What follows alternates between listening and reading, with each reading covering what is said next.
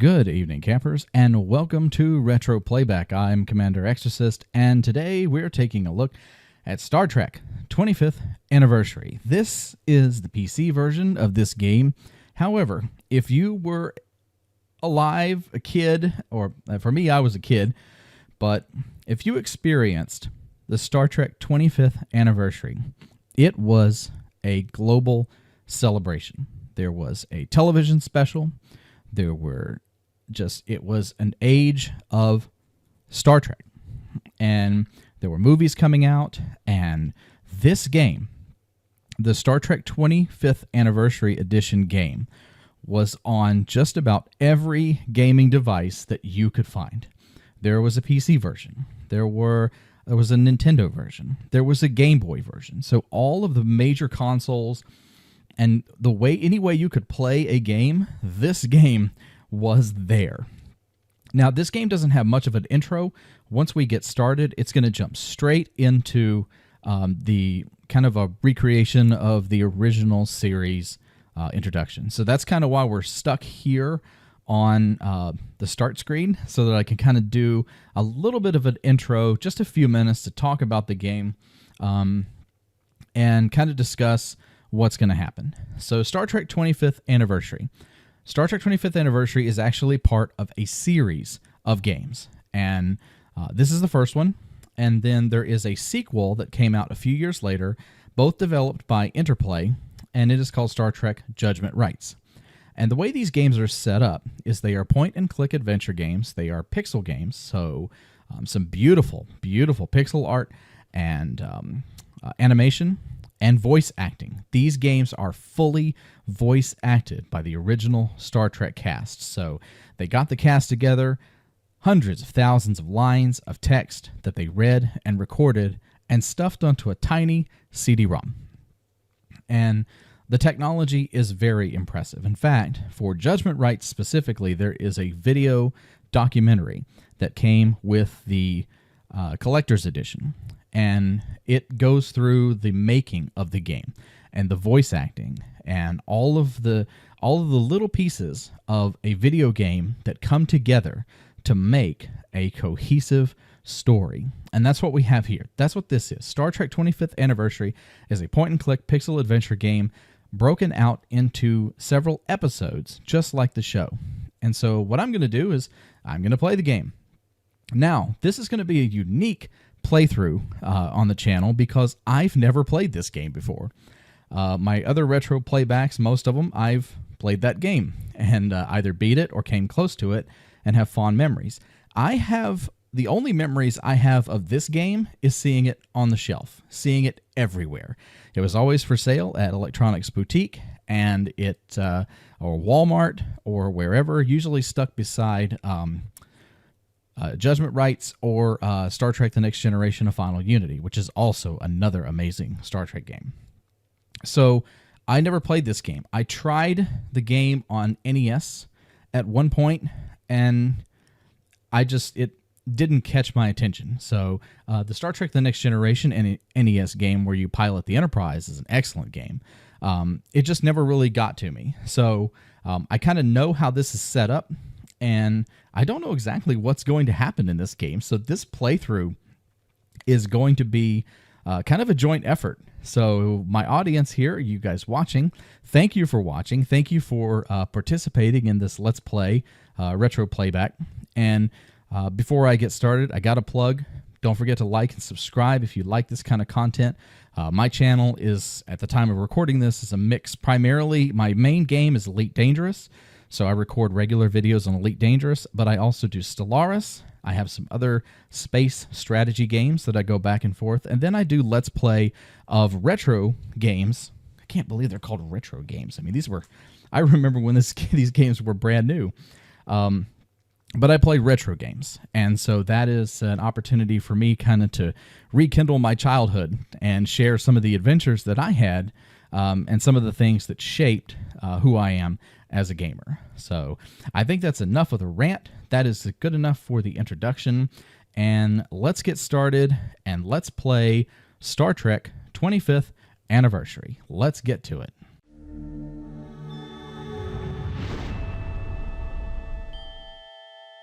Space, the final frontier. These are the voyages of the Starship Enterprise. Its mission? To explore strange new worlds, to discover new life and new civilizations, to boldly go where no man has gone before.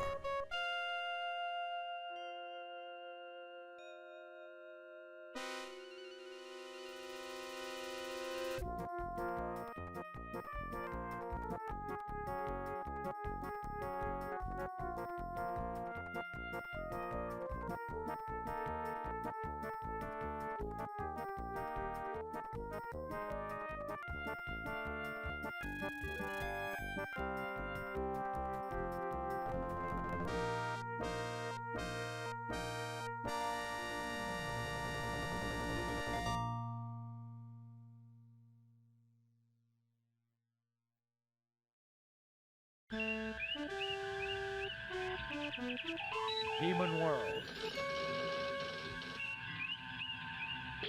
Though the Enterprise's primary mission is peaceful exploration, the galaxy holds many surprises. To be prepared, we are conducting a mock battle with the USS Republic. Captain Patterson reports the Republic is in position and ready to begin, Captain. The Republic is arming weapons and raising shields. I suggest we do the same, Captain. So, we start out the game with a mock battle between the Enterprise and another starship. And what I've learned from testing this intro sequence is that it doesn't matter who wins. Nobody's going to get destroyed or anything. Wow, we took some damage there. But I like to win.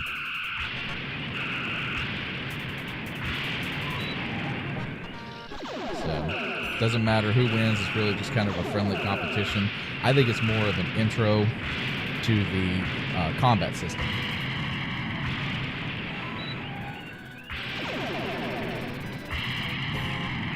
There we go. Estimates the Republic is crippled, Captain. Captain Patterson extends his congratulations, sir. Lowering shields and disarming weapons. Message coming in from Starfleet. On screen, Lieutenant. Jim, the Enterprise is ordered to travel to Pollux 5. The natives report that alien life forms have been attacking the settlers near a mine at Mount Idle. You are to report to the High Prelate of the colony. The settlers are members of the Acolytes of the Stars sect. The description of the attackers vary, but all say that the attackers resemble creatures from many Earth religions known as demons. Starfleet wants you to determine the nature of these creatures and to resolve the situation without bringing harm to the colonists. Starfleet out.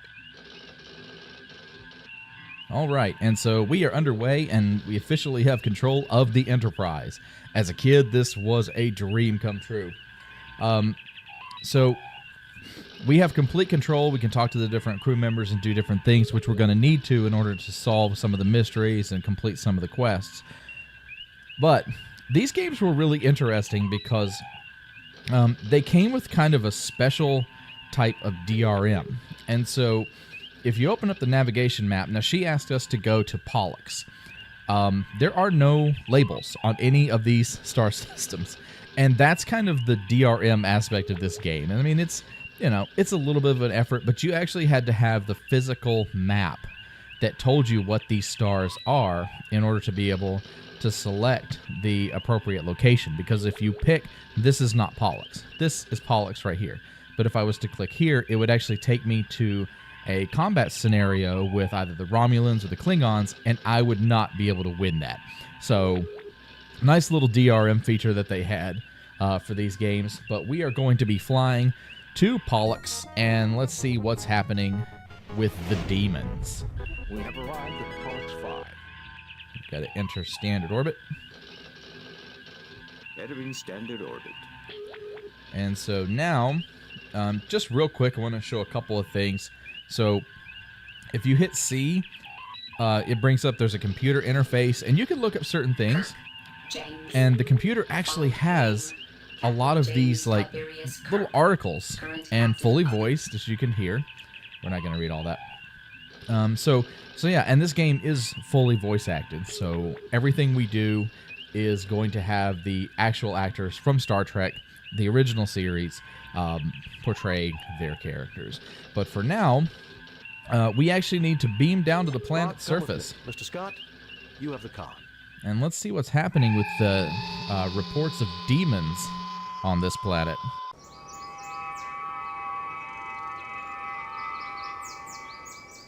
This is so much better, gentlefolk. We are honored at your presence and hope you will find peace here in our haven. So, Captain, the flora on this planet is very interesting. I wonder how useful it may be for medicinal purposes. that's probably a little bit of a hint. So, the way that I'm going to kind of play this game, these games come with a variety of options. So there's a bunch of different ways that you can play them. I can go in blasting. You can be a jerk to the guy standing here that's talking all peaceful to us. And that's an interesting thing about these older games, because a lot of newer games like to make it part of their marketing that your decision matters. Your choices in the game are seriously going to affect the overall outcome of the story or the scenario. And a lot of times it's marginal. But in these games, Star Trek, the Judgment Rights especially, and in this one, from what I can see, a lot of the choices really do affect the outcome of the missions. And so we have a choice in how we want to interact with these characters. And I am a huge Star Trek fan, so I want to kind of keep with the Star Trek tradition. We're trying to build peaceful relations with people, and we're here to help. So we're not going to be going around and shooting everything in sight, and we're not going to be rude to the guy. So everything is controlled in the interface with this little guy here. And so we can talk, we can look. This is Kirk's communicator, which allows us to save the game. I'm an obsessive saver, so you will see me save several times during the playthrough, I promise that. We can gather things, and then we can use items. So we'll be able to use our tricorders, our science tricorder, medical, communicator, and then we've got a med pack. Green is for stun, red is for disintegrate. So let's talk to this dude here and see what's up. I'm Captain James T. Kirk of the USS Enterprise. We have received word that alien life forms are creating problems at your mining facilities at Idle Mountain. Tell me more. So that's Captain Kirk's first option as far as conversation goes. There's also another option. Most High Prelate and Given, I am honored to meet you. I consider it my divine duty to assist you in any possible way with the spawn of the devil. So that's a little pandering, and then there's probably a mean one. Some boogeymen, eh? I find that a little hard to believe. Yeah, now you can just be a flat-out jerk. You can be evil Kirk. If you want to be evil Kirk, you can be that. But we're going to kind of go with Certainly, Captain Kirk. Not basic aliens Kirk. Per se. We have encountered what we believe are demons at Idle Mountain. Creatures surely emerging from the very gates of hell. Our God would not test us thus without reason. So we believe your might and insight are our God's method to help us discover what is going on. Aside from seeing demons, has any hard data been collected? Any evidence I could see? Demons? Aside from seeing demons... A skeptic would consider everything merely anecdotal or unproven. My people will gladly tell you their own stories, so you need not hear it secondhand through me. What can you tell me about the mine itself? The area is exceptionally stable tectonically, and easy for our machinery to work in, praise God. We've mined for hafnium and a variety of useful trace elements. The deeper we dig, however, the more anomalous the variety of minerals seems to be. Our Ignatiate brother Stephen has his own theories about why this might be. Either way, the anomalies inspired Brother Canry to conduct studies inside the mine. Yesterday, he reported discovering a strange door. A gate to hell, surely, for the demons caused a cave-in immediately. Canry was trapped, unconscious, and the demons prevent us from rescuing him. We can only hope he is still alive. Thank you for your courtesy, Kirk. May you receive the guidance and protection of our God as you complete this divine mission. Okay, so he appreciated our interaction. Let's go inside here and see who's waiting on us. He said something about some miners. Okay, so I got a couple of people around here, and let's do the medical thing on the hurt guy over here. Jim, this man has suffered severe physical injuries to his head and arm. The wounds have been adequately cared for. However, he has developed a Nugarian infection. If not treated swiftly, the effects can be fatal. The infection can normally be treated with hypoditoxin, but there's none on the Enterprise. I may be of some assistance. The Lorexian berry grows near the mouth of the cave. If I could acquire it, I would be able to synthesize the hypoditoxin from the berry. Unfortunately, the demons prevent us from approaching the cave entrance. Perhaps you could retrieve it for me. Oh, so this guy has like, oh, whoops. I didn't mean to go outside yet, but okay, so obviously we're going on a berry hunt. And let's go up this way.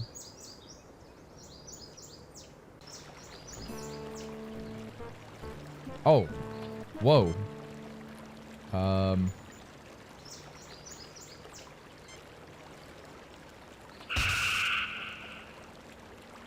You see a small explosion, and the Klingon's hand falls. I guess they don't make Klingons like they used to, sir. Federation scum. Oh, wow. Okay. So we managed to stun the Klingons, and she said there's a hand? Captain, we registered phaser fire and an unknown energy beam. Is everyone okay? We're fine. Did you register any disruptor fire? No, Captain. Why? Are there Klingons down there? No, just an idea. Kirk out. Fascinating. I begin to suspect that we have stumbled upon something that the colonists would never have uncovered. What is it, Spock? I wish to gather further data before making a definite conclusion, Captain. So, I wonder what he means by that. So, we're going to take this hand, though. You take the Klingon's detached hand. Okay, thank you for that. Let's check it out.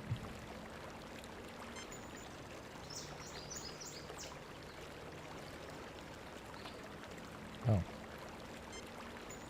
So, oh, I guess I can't. So I want to try to scan it. Okay, I guess not. So let's go on inside the cave and see what's going on in there. So the one guy inside the room, here they are. So I think we're supposed to take these berries. You have retrieved a sample of berries. All right, and I wonder if there are more Klingons waiting on us in the cave here. Nope. Uh-oh. A large pile of rubble blocks what appears to be a large metallic structure. Oh, wow. Thank you, obvious. So, I'm guessing that we need to shoot this, right? Captain, the structure is extremely unstable. I would not recommend disturbing the lower section before the upper sections have been cleared. Okay, then. So, up here? Assume firing positions. Cool. And blow up the rocks. Oh, no way! The red shirt. Dead, Jim. He's dead, Jim. Ensign Ricky, no! Oh, no. Ensign Ricky is dead. Oh. Assume firing positions. And they're just gonna keep going. It's no big deal. It's no big deal that their comrade was just smashed by a boulder. Hey, there's that guy he was talking about. One of the acolytes who was trapped by the rockfall. Okay. And let's see what This can man help is him. badly hurt and suffering from shock and exposure as well. Okay. So we've got a med kit, though, that can probably help him. Do your thing, Bones. It was a near thing, but he'll live. Cool.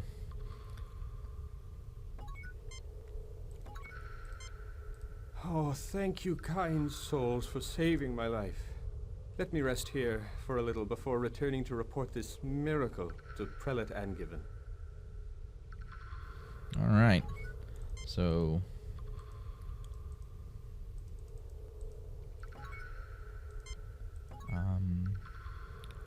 Oh. You fail to obtain anything. Okay. So it's not doing anything.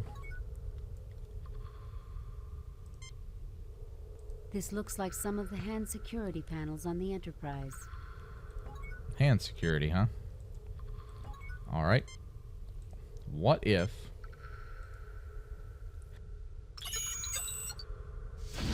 The fit is perfect, but something seems to be shorting out. Something seems to be shorting out. Okay. Let's go back here. And let's use the tricorder on these guys and see what's This up. is definitely not a real Klingon, Jim. Oh. What about this one? This is not a Klingon, Captain. Not a real one. It is an organic construct, an android-like robot. It looks like a Klingon, but the appearance is entirely superficial. That would explain why the Enterprise didn't pick up disruptor fire. It wasn't real. So, what's in here? Oh, cool. Laboratory.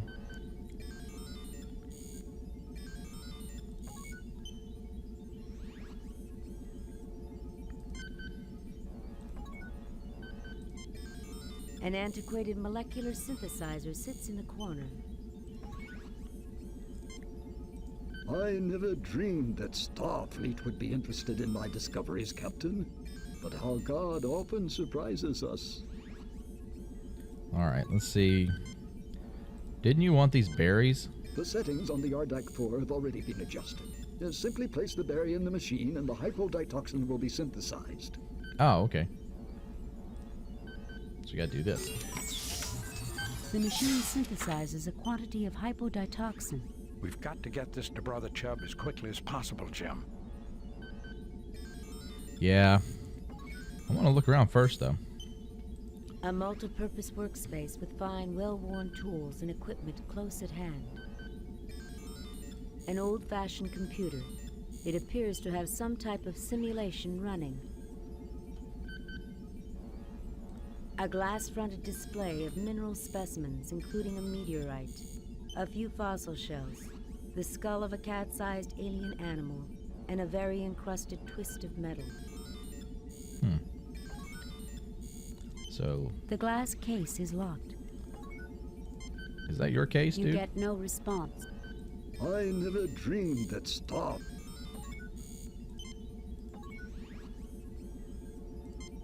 You fail to obtain... So... A vintage 8012-86 of the mid-21st century. It is a fine museum piece. I read a collection of small items of no evident value. I would characterize this as a small museum display, Captain. Nothing to report, Captain. So there's nothing there. Residue of several different compounds are in the tubes. None of the compounds would explain the sightings. The glass case is locked. The glass... Yeah, I got that. You get no response. I think I'm supposed to get those items. I never... Okay. So let's go back and help Brother Chubb. Oh, let's go back and give Brother Chubb the berries that we prepared so he can be healed. There's the Jim, medicine. that wouldn't be wise. Thank you. You're most kind. I am Brother Stephen. Why, Spock, you two should get along. I would be equally honored to discuss medicine with you, Doctor. As You tread close to unholy knowledge. I appreciate your prayers, Brother Roberts. Oh, I didn't mean to click through that, but yeah. I'm sure Brother Steven's a great guy. I'm really kind of dead set on getting those berries though. Or not the berries, but the glass case. This is locked. What we got here? I never Okay, dreamed. so let's go back. Oh, you know what? Here, let's do this.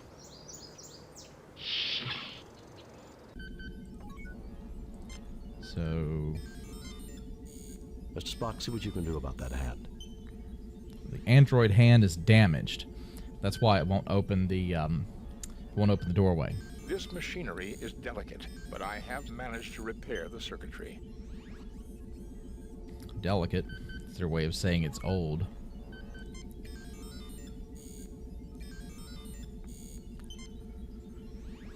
You are interested in my little museum here we go. of curiosities? That works. Looks like a pile of junk if you ask me.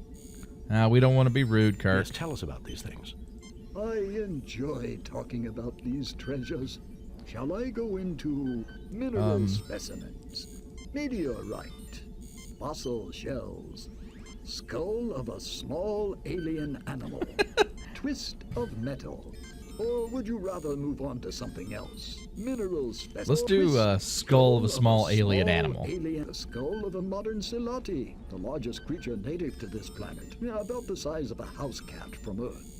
The Salatis combine a rather insectoid pattern with four-legged reptilian form, including praying mantis-like forelimbs. Shall I go into mineral specimens? No, I don't think we're going to sit here and go through all of Would these. you rather move on to something else? We would rather move on. Very well. I can't imagine why, but if you have a further interest in any of this, take what you like. But please remember to return my treasures when you're done with them. Sure, we will return them. So I think now we can get into the case and get the stuff. There we go. And we are going to take everything, because I don't know what we're all going to need. So now that we've got the hand repaired and we've got the stuff from the display case, let's head back to the doorway and see what's behind it. Assuming there's not some other puzzle in our way that requires us to solve in order to open the doorway. Deeper into the cave. Backtracking was a huge feature of these games. You could have to go back and forth to the same location multiple times to solve different puzzles and The things. hand circuitry triggers a connection and the door opens. Nice. Let's go deeper into the cavern. Ooh. A little laboratory or something. So let's scan it with our... This control panel is a manual override for the alien life support equipment. Okay. Alien life support. So that one highlights. This alien construction takes readings of mental activity. It also activates manufacturing equipment related to security and includes a short-distance transportation device. Wow. These tricorders are amazing.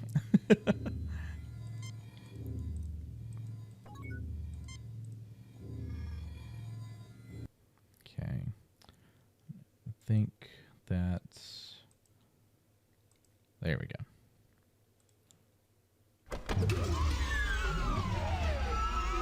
Whoa. Welcome to our home. Thank you for repairing our somnambutron. Stop. You're trespassing on Federation territory. We're not going to accuse this little reptile guy of trespassing. I welcome you on behalf of the United Federation of Planets. Who are you? Where you come from? We did fix your machine. Can we write the repair bill off against rent on this land? Oh, that's rude. That's rude, man. Let's go with number 2. We call ourselves Nowians. Thousands of years ago, we saw that meteor impacts were going to cause an ice age.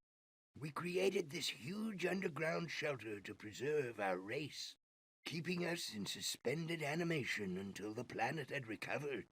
We programmed the machinery to revive us at the next eclipse, but we did not count on the destruction of our moon. Some advanced civilization. Don't be rude, Kirk. Perhaps you can tell us about the demons. Some advanced So civilization. Perhaps talk you can about tell the us. demons. The demons, as you call them, are created by a machine designed to keep intruders away from our sleep chambers. It pulls from the minds of any approaching creature their most feared enemy and produces replicas to scare them away. For you and your crew, it was Klingons. For the Tellarites, a wolf demon. And for the other humans, a demon from their religion. On behalf of my people, thank you for waking us. I will turn off the machinery which creates our guardians, so that they no longer bedevil those with whom we now share our home. Oh, woe! Alas! The key is missing. I can do nothing. Even we will suffer the attacks of our own guardians unless the key can be found. I implore you, if you can help, please do so. Jim, think about that skull we picked up from Brother Stephen. Now look at this alien. See the resemblance? Okay. So we have a skull of one of these guys. So they created a machine that reaches in and takes out people's fears and manifests them. So we got rocks, a skull. Okay, that's a weird looking thing. Let's try that. You found the key. Oh, that was it. I can now turn off the machinery creating our guardians, and no more sentience shall be at risk. Surely the Holy One smiles upon us all. I have no way to thank you, Captain, but please carry this request from my people to yours. We have much ancient knowledge we can share, and we would like to join your federation. Go in peace. I will be glad to accept your application to the Federation. We shall have a diplomatic envoy sent to make the final arrangements. We look forward to meeting them. We also look forward to having discourse with the colonists. Farewell. May the Holy One bless you. Live long and prosper. Kirk to Enterprise. Beam us up, Mr. Scott. Hey, we didn't return that guy's stuff that we took from the display case. Come on, Kirk. Okay, well, congratulations. Good job, everyone, on our successful away mission. Message from Starfleet. On screen, Lieutenant. We have read your report on the problems at Pollux 5 and evaluate your performance at 91%. You and your crew received 3 commendation points. The top brass at Starfleet are impressed. Outstanding work, Jim. I might have known there weren't any demons. We all have demons of our own, Bones. The ones we can't confront are often the hardest to deal with. These demons were based on fear, Captain. A human failing. I don't know, Spock. Everything that I've ever read about demons describes them as having pointy ears.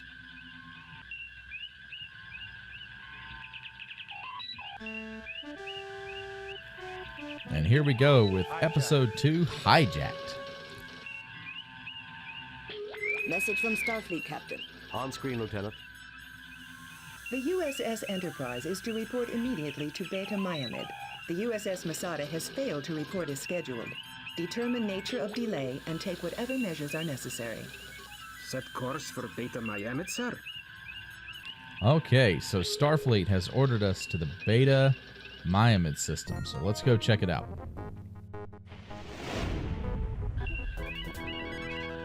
There is an unidentified ship closing rapidly. Weapons on.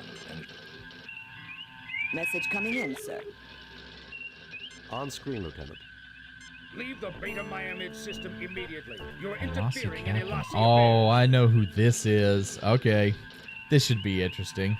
We are conducting a search and rescue mission for the USS Masada. It was last reported in this system. We cannot leave until we can confirm its location and condition.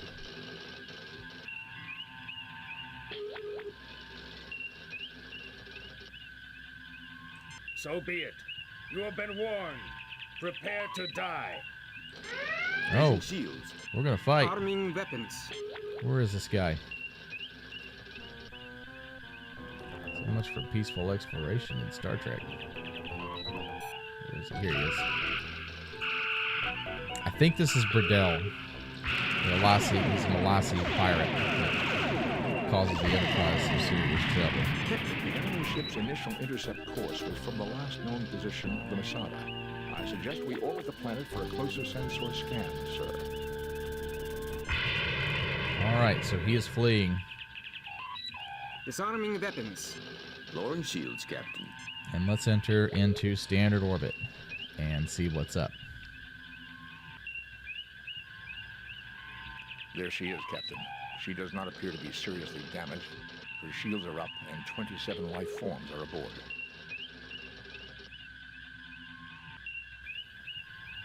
Okay. Captain, we could use the command prefix code to lower the Masada's shields briefly, long enough for one transporter burst. All right. So we need to Defiant, USS. A Masada, USS. A Federation tug tender. Registry NCC 293391. Currently under the command of Captain Kevin Keeler. Crew complement of 17. Primary mission, tow, repair of disabled ships. Its input override code is 293-391-197736-3829. Okay, so we have the command override code, and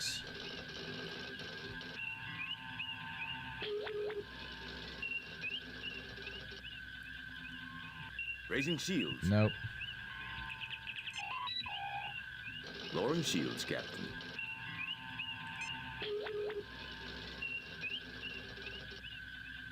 Hailing the ship, Captain.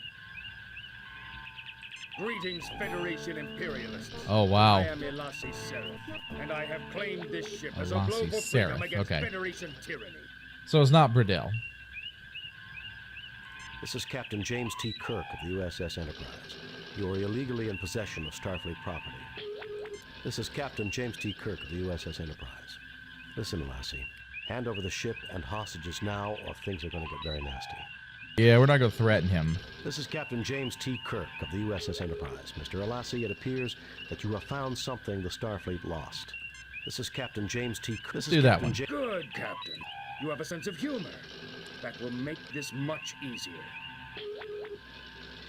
Ah, the infamous Captain Kirk. The Masada is mine.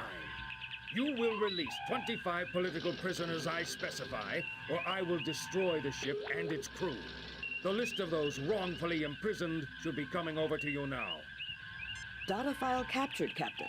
Computer indicates they were all convicted of piracy with various counts of murder and mayhem thrown in. Oh, wow. Sound like a nice group of people to be released. Freeing the prisoners you requested will take time.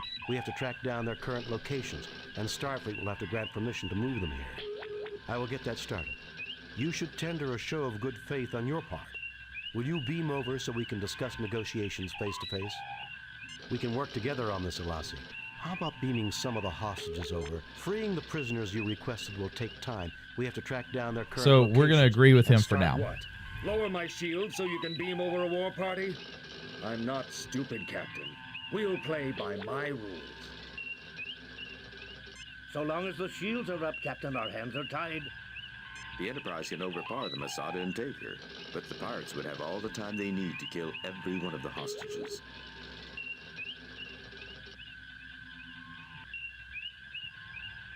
Will you send over data on the whereabouts and conditions of my falsely accused clansmen languishing in your dungeons, Captain?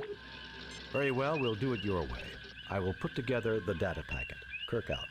Your fellow Elassie have been tried in Federation courts of law. Forget it, Elassie Seraph. Very well, we'll do it All your right, way. so I will put together... Yes, I think we're going to send him... Yeah, we're going to send him... We're definitely going to send him the package. Oh, I actually got to type it in? Okay.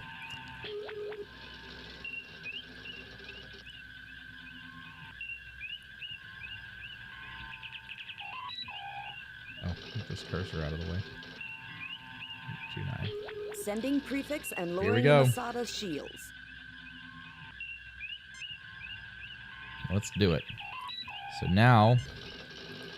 Oh, wrong one. Spock, come with me. Mr. Scott? Let's send a away team over there.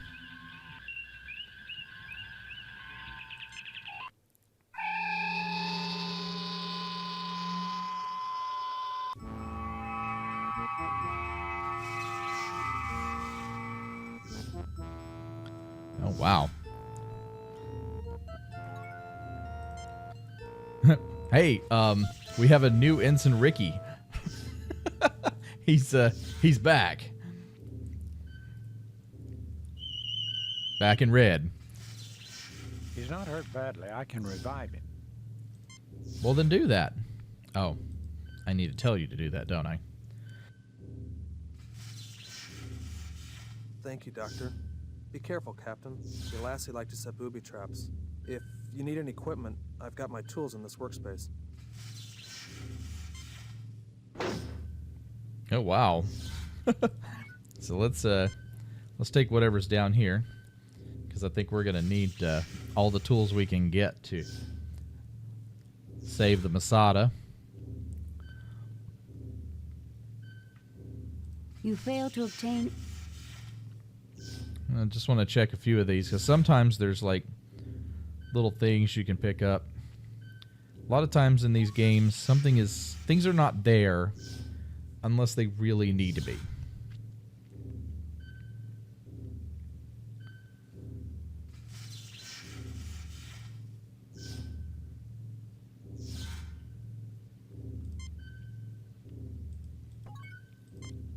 Let's see here.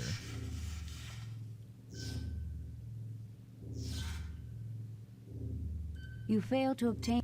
Yes, I know. I failed to obtain anything. You fail to. All right.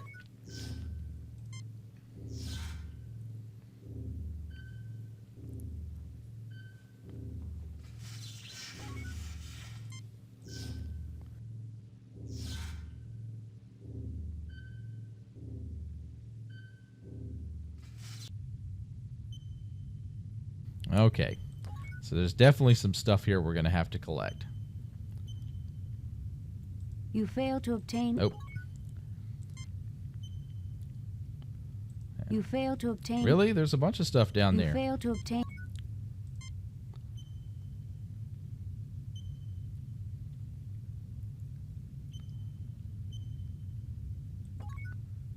So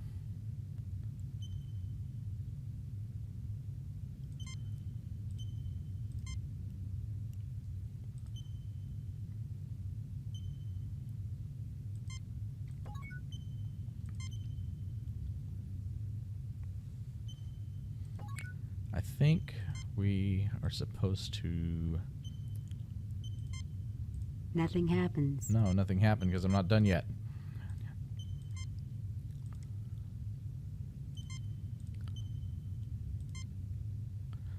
I think there's a way you're supposed to charge this, but it doesn't seem to be doing anything. Is there anything else I need to pick up? That highlights that stuff, but... Jim, stop trying to shoot everything. You're making me nervous. Okay, I won't try to shoot it.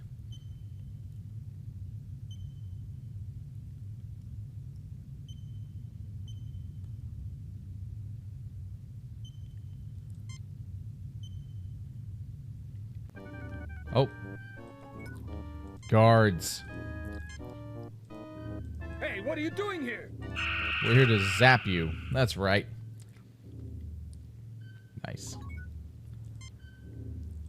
Hey, did they lose hands too, like the Klingons did? You fail to obtain. Okay. You are in the brig of the Masada. 9 of the crew members are held in a cell. 2 Alasi guards lie on the floor.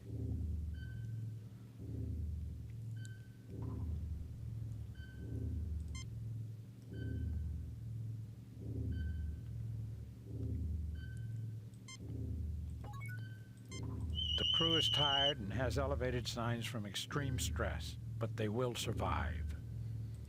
Well, good. So they don't want to talk to us. That's fine. I'm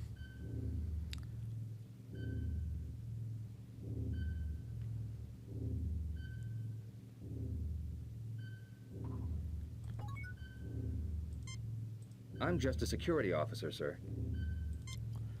Oh, you are, huh? He looks at you with a puzzled expression. I believe I can disarm this, Captain. That's right. You're the security officer, buddy. So you're supposed to disable this. So he's going to just try to disable the force field. There. It's defused. Oh, it was a booby trap. Okay.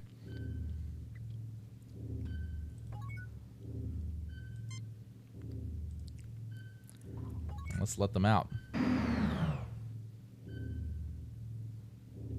Another red shirt. Thank you for freeing us, Captain. We'll secure the area so they don't come up behind you. We've had electrical problems with our door to our bridge, Captain. The Alassi don't know we put an electric shutdown device. You'd never find it by chance. But if you used a charged phaser welder 2 feet to the left of the door and 1 foot off the ground, you might be able to shut down the force field and get a jump on the Alassi.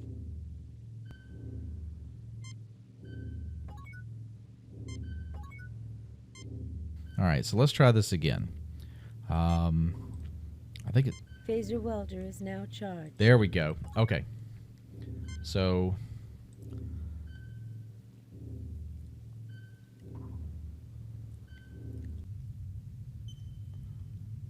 Oh, wait a minute.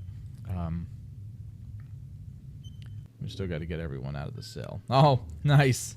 They've tied up the guards. Spock, I need you to address this. I fail to see the logic in that action, Captain. A medium-strength phaser bomb. The brig force field would contain the explosion, but it would kill the crew members within the cell. I recommend that we find a way of disarming it, Captain.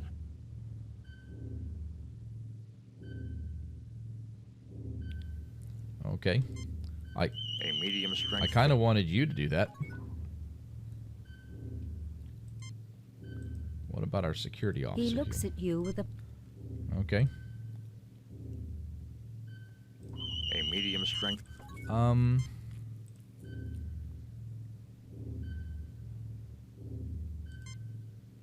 Nothing happens.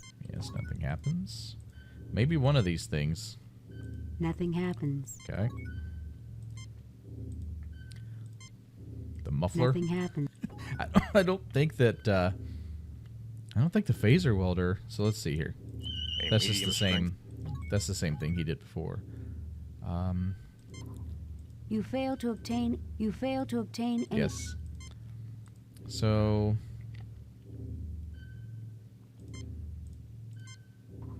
Interesting. Because I thought he was supposed to disarm. A medium-strength phaser bomb. The brig force field would contain the explosion, but it would kill the crew members within.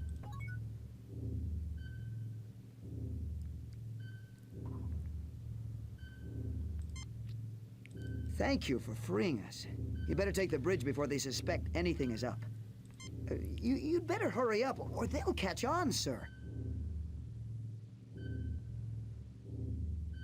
Okay, so let's... So...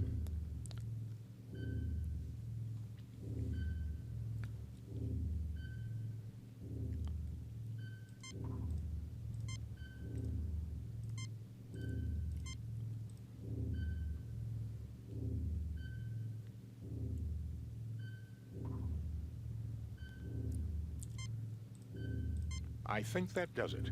A comb bit for the transmogrifier. Now I can continue repairs on the transporter controls. Oh, okay. So that made a difference. What about the wires? The wire scraps are too small. Oh, no. Nothing happens.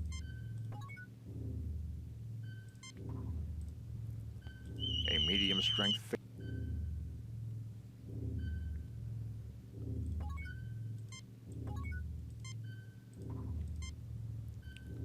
Nothing happens. Let's see here. Nothing happens.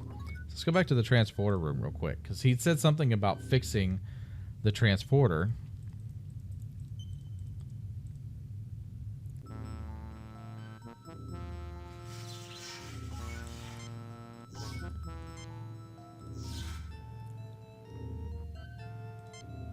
Nothing happens.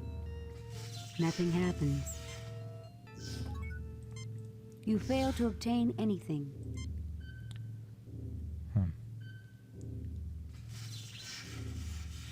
We already got all the stuff out of there.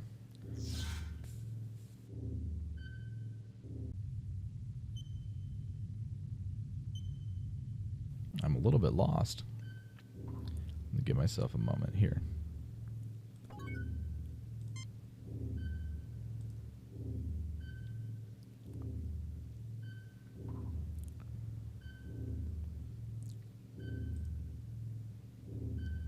Oh, okay. All right, that makes sense. It was already diffused. I just needed to grab it. I've been walking around trying to figure this out. I knew I needed to take the bomb, but I didn't realize that it had already been, yeah. So, I said we had a transmogrifier.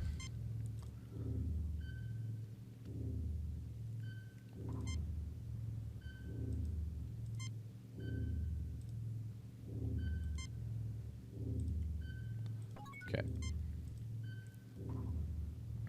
So now we need to go back to the transporter room and fix the transporter. Come on, Kirk.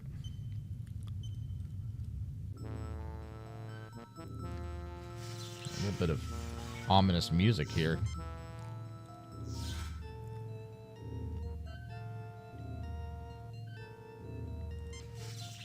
Nothing happens. Nothing happens. One of these has got to be it, right? Nothing happens. Nothing happens.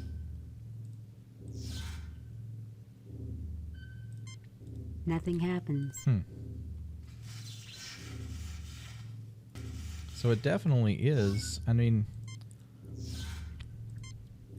Oh. Nothing happens. Okay.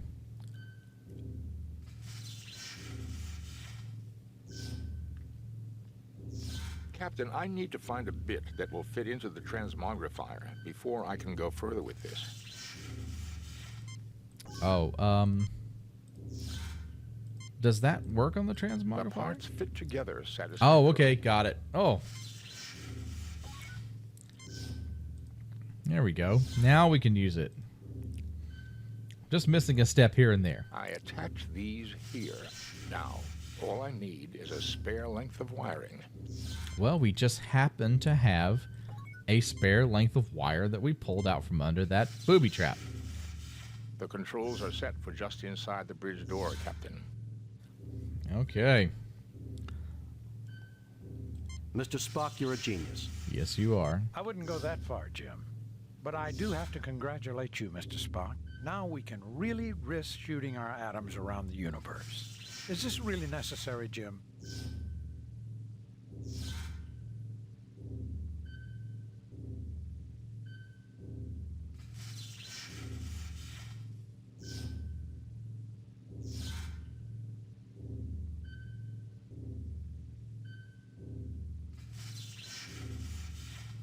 Analysis, Lieutenant Christensen.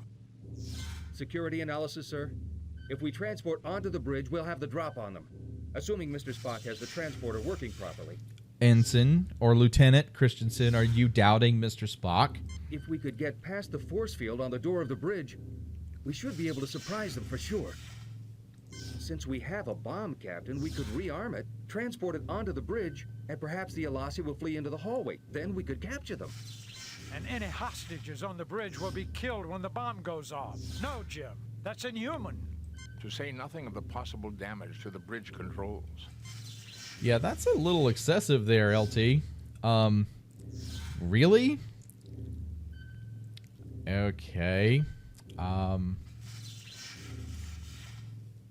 Yeah, that would destroy the ship, most likely. However, I'm willing to bet that that's something we could do. So if we wanted to play as Evil Kirk, we could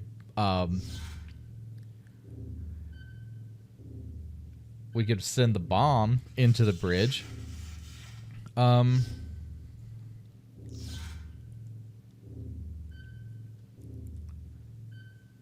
Let's see here. Let's do this.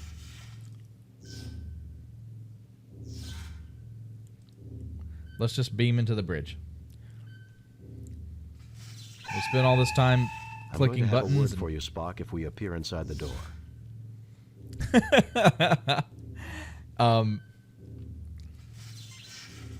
We spent all this time clicking buttons and trying to fix the transporter, so let's take it and go into the bridge and figure out what's going on here. Here we go.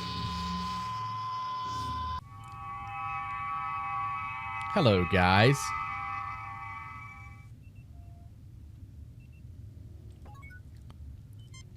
It's over, Seraph. Surrender, and I'll guarantee the lives of you and your crew. Freeze. Don't even think about it. Check and mate, Elasi. Oh, Don't do anything God. foolish. That's terrible. It's over, Serpent. It's You're over. an honorable and worthy opponent, Kirk. I accept your offer. Oh, he's going to surrender just like that? Scotty, beam down a security team to the bridge. We have regained control. Oh, wow. I thought he'd Mr. put up a Scott, little beam bit us of out a of fight or an argument. Okay. Aye, Captain.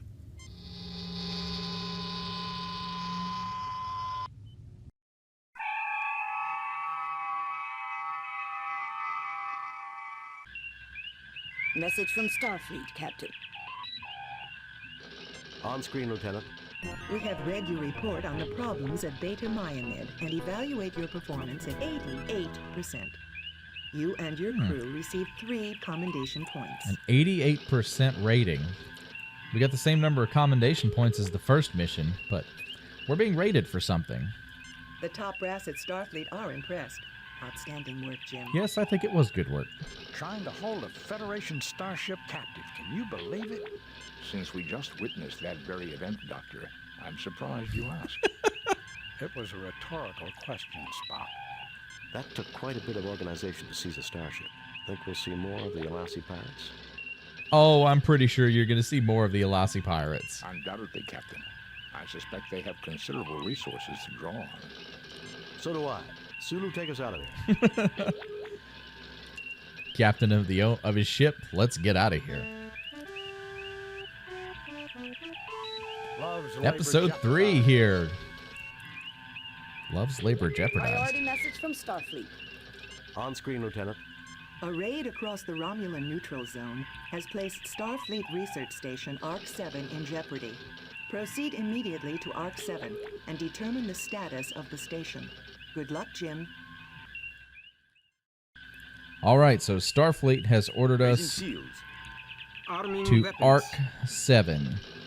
And there's a Romulan issue, so I'm going to be safe about it. Arm our shields and weapons before we go. I'm going to get caught in any kind of surprise. Arrived at ARC-7. Romulan ship decloaking, Captain. Message from the Romulan ship, sir. Treachery. We are aware of Federation plans. Prepare to die. They're arming weapons, Captain. Oh. Federation plans. Whoa. Oh, man. I gotta fight cloaked Romulans.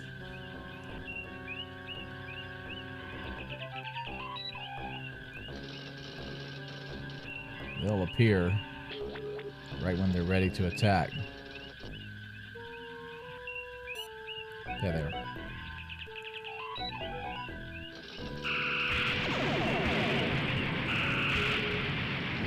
That was a good shot.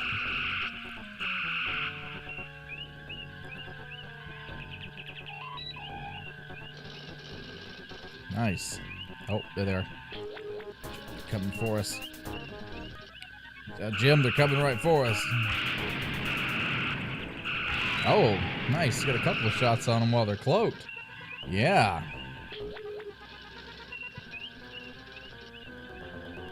I don't know what kind of Federation treachery he's talking about.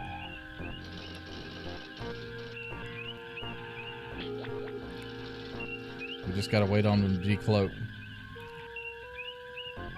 They're there. Oh, wow.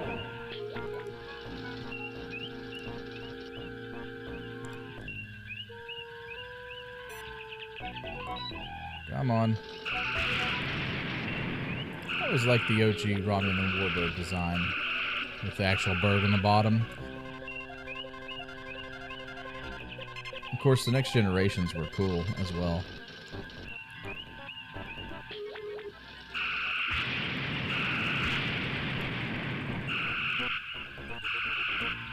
Oh. Good thing there's no collision detection in this game for the starships. Now we've dealt out some damage to them. I wonder if... Oh. Spoke too soon.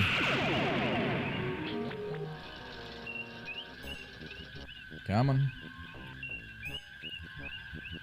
I'll wait on the ship to turn around. Oh, those were some good shots. I wonder if we've damaged their cloak.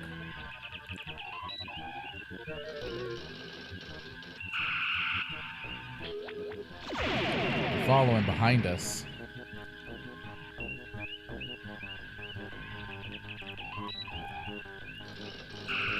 They're following like right behind us.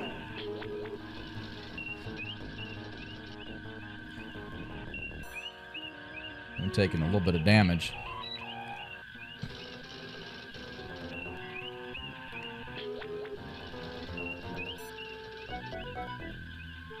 Kind of doing some bob and weave here.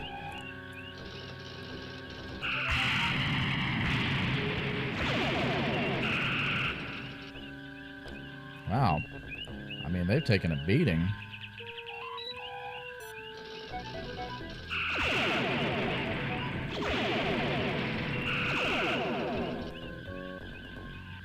Good job, Scotty. You can tell Mr. Scott has repaired some of the damage we took.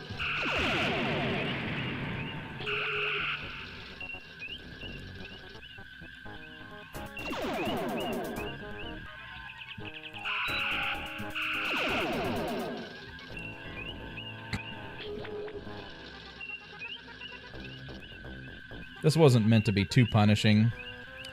You know, it's not like some of the complicated... Oh, I think we got him.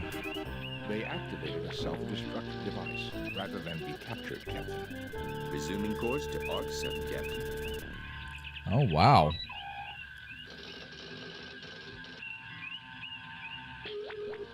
Captain, there is an auto beacon broadcasting from the station. Warning. Warning. As per UFP Regulation 342-188564.3, Paragraph 3, this base is currently under a Class 3 biohazard alert. All personnel are ordered to stay away from this base unless they are part of a biohazard response team.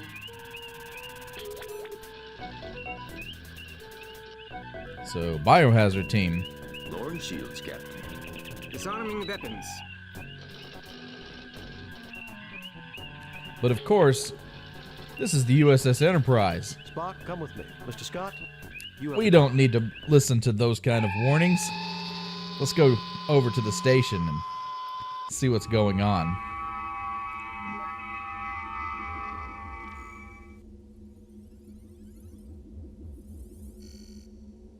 Wow, so there's like a Romulan warbird outside.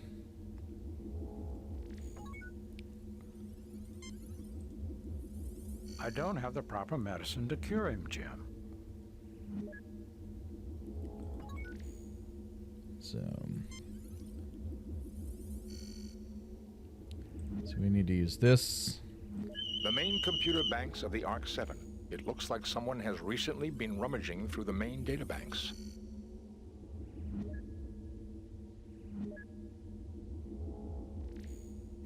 Okay, so we need McCoy to use the computer. Dr. Marcus Log. Supplemental.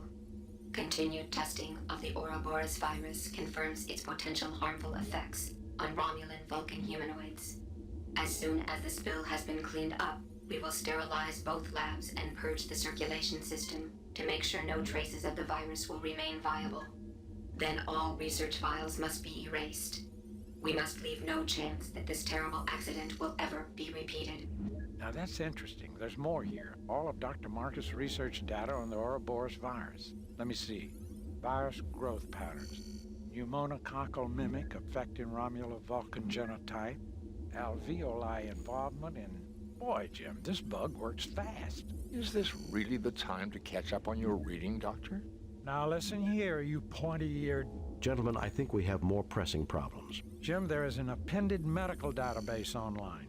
Also, it would be useful for me to experiment on how the virus grows in the presence of different gases. I'm sure the station has the necessary equipment. Please select subject file, Ouroboros virus. TNI exit database. No. Dihydrogen oxide. Ammonia nitrous oxide. I don't know about these. Ouroboros What's about virus. Ouroboros virus. Atypical growth patterns for L-type virus. Opportunistic pneumococcal mimic affecting Romulo-Vulcan genotype. Etiology, contact or airborne vector with alveoli microcollapse. Involvement immediately upon exposure.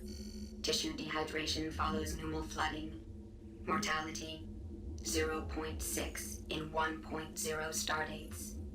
1.0 within 2.0 stardates treatment, none. Named for the mythic world snake that swallows its own tail. Please select subject file. Okay, so Ouroboros by exit. Date. we've got the Ouroboros virus. Seems pretty lethal. Okay, so we've got a cool little laboratory here. Let's see what's up here in the lab. A Crygelian-2 basic compound distillator. Excellent piece of equipment for reducing complex materials to their basic compounds. So it's a matter deconstructor, which I have a feeling that we're going to end up needing at some point. Nothing to report, Captain. A Crygelian-2 thing. A Hawking neutrino accelerator. It is one of the finest in production today. Oh, neutrino accelerator. Nice.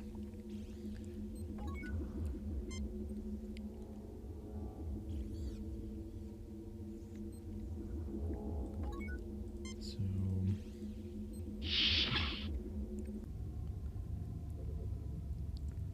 oh, wow. Okay. What do we got here? Nothing to report, Captain. You have nothing to report. That's fair. Nothing to report. That's fair. Okay. There is nothing at the moment for me to do there. I need you to obtain a sample, Jim. Nothing happens.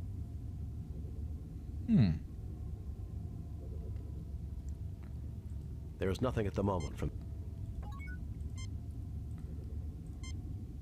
Nothing to report, Captain.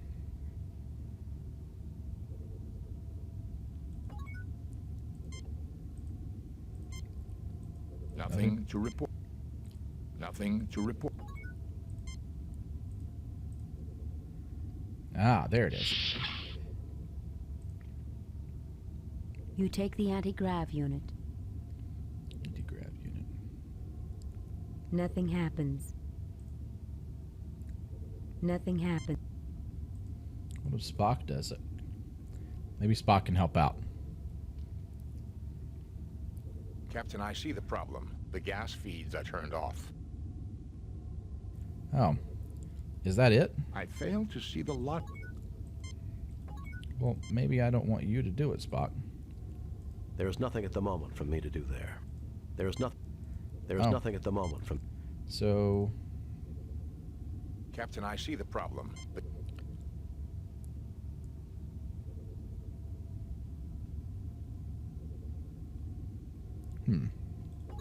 the gas feeds are turned off, huh?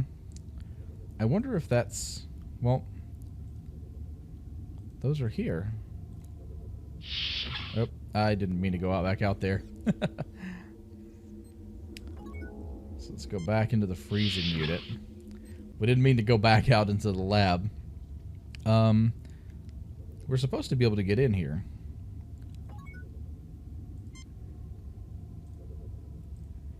What about you, Ensign Ricky? Can you help out?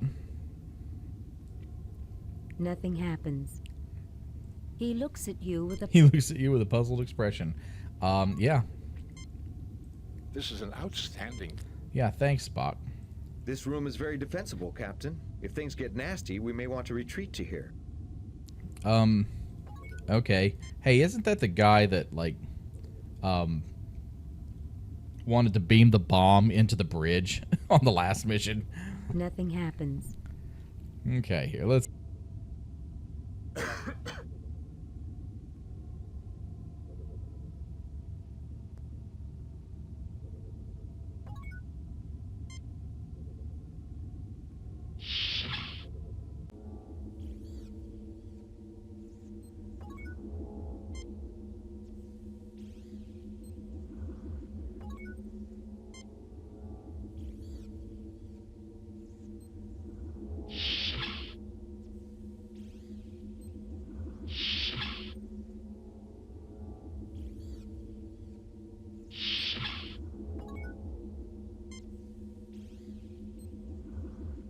You take the Ouroboros virus culture.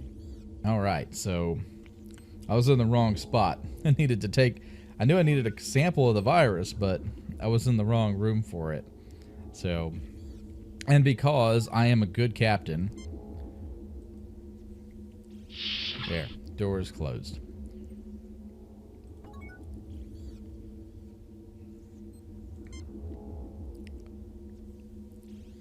Watch out, sir. It looks like... Watch out, sir. It looks like the Romulans have taken control of the lower decks. Oh, wow. I got shot at.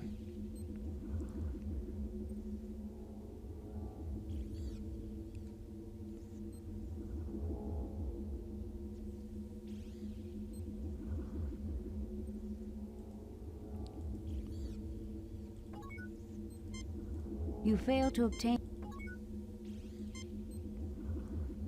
You fail to obtain...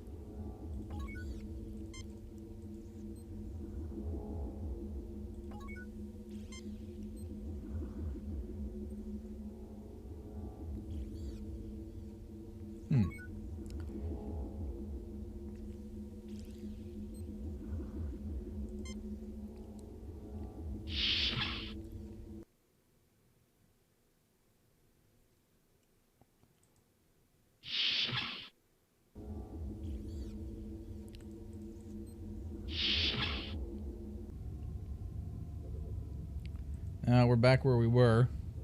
So that's not it.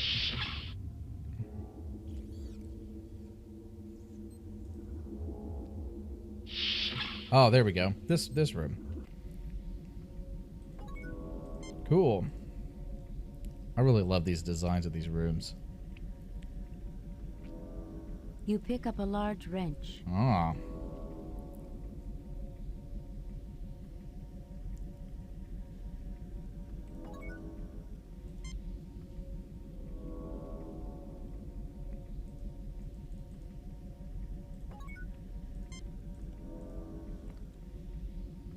The panel opens.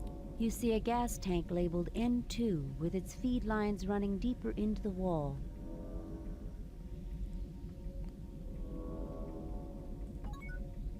So I wonder, do we use it on that? The tank detaches easily. I guess this made it easier to replace the tank every so often, eh, Captain? I guess. Does that mean we're taking it? The tank is too heavy to move by muscle alone. Yeah, I would figure so. Can I reconnect it? The tank is now firmly attached to its feed lines. Okay. So, what about using the wrench on this? Nothing happens. Okay. Actually, move out of the way, Kirk. It's what I was afraid of, Jim. I think Spock is getting worse.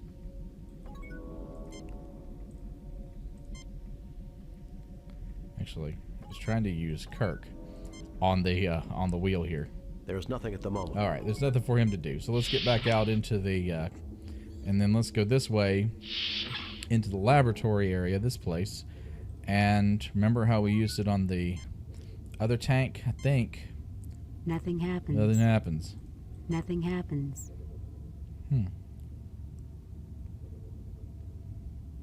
Nothing happens.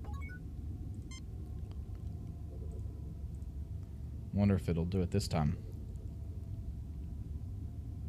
Nothing happens.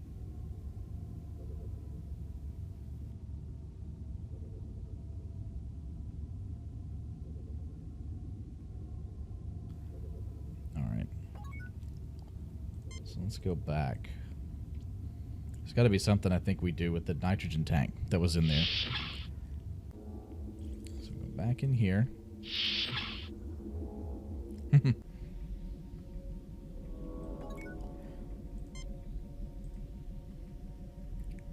Oh, okay. I see now. The anti-grav unit is going to help us to move the tank. Remember, it couldn't be moved by muscle alone? The tank detaches easily. I guess this made it easier to replace the tank. Yeah, we got you. Okay. So now we're going to use the anti-grav unit. You attach the anti-grav unit to the gas tank. It can be moved freely. It sure beats hauling it around on our backs, sir. Yeah, thanks, Lieutenant. He's really weird. I don't know why they bring him along. Maybe they're expecting him to get hit by a giant boulder or something.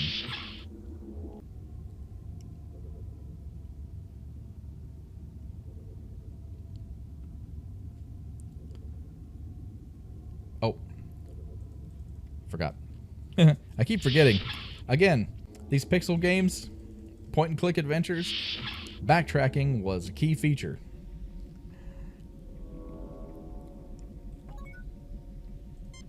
You fail to obtain anything.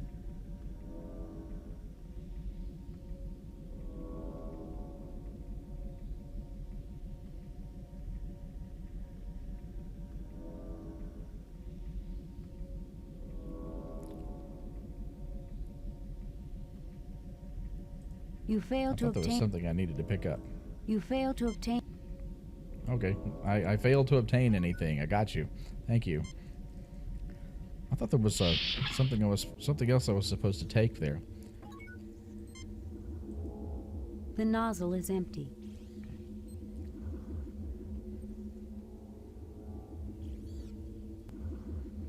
Okay. Let's backtrack one more time.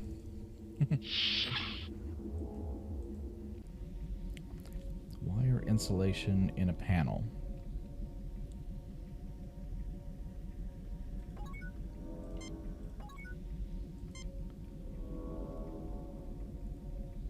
You fail to obtain. Let's see if it'll come out of any of these.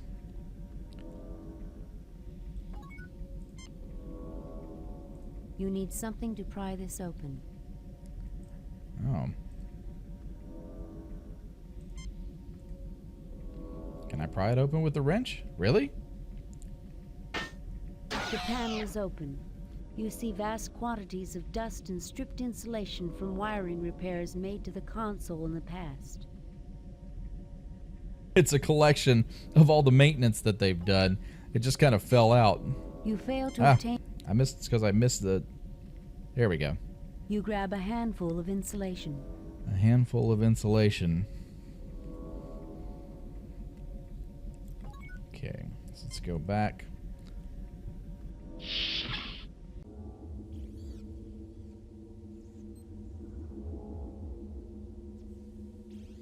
All right, so we're going to deconstruct the wiring. See, I told you that was going to come in Still the quantity of handy. polybarrel carbonate.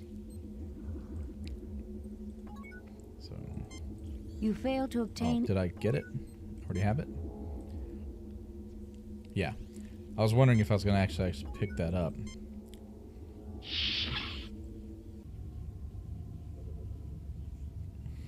All right.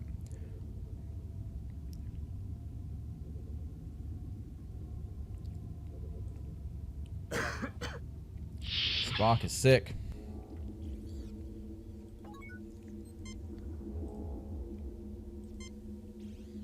That nozzle is for anti-agents only, Jim.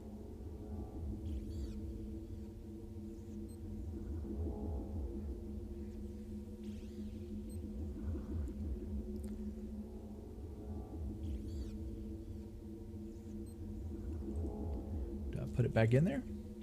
Careful, Jim. That's a distillator, not a can opener.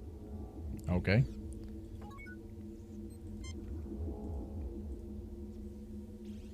There is nothing at the moment from me to do there.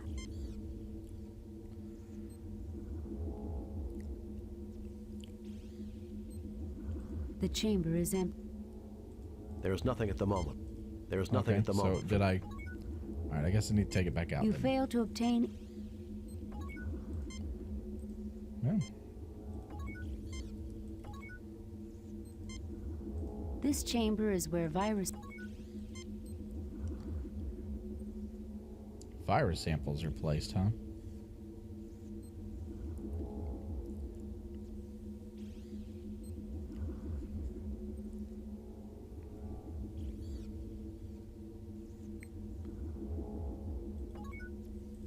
All right.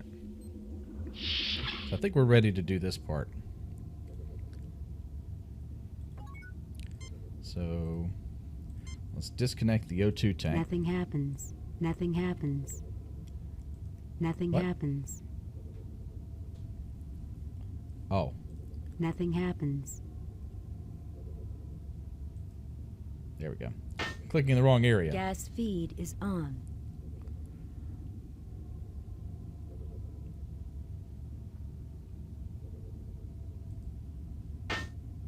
Gas feed is off. All right, now we're going to take the O2 tank. Nothing happens. Well, if you'll get out of the way, Jim.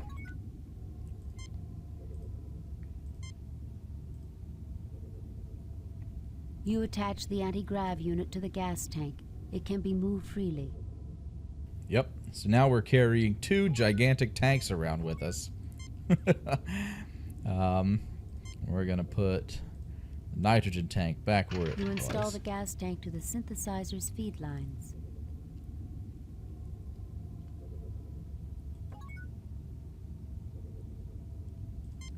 And then we're going to open the gas line. Gas feed is on.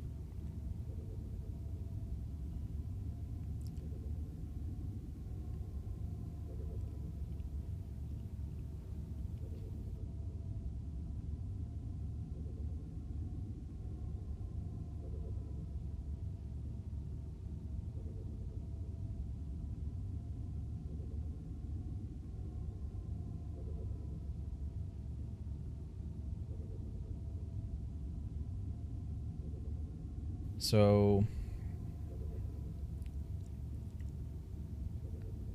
I think I actually might have done that a little too early.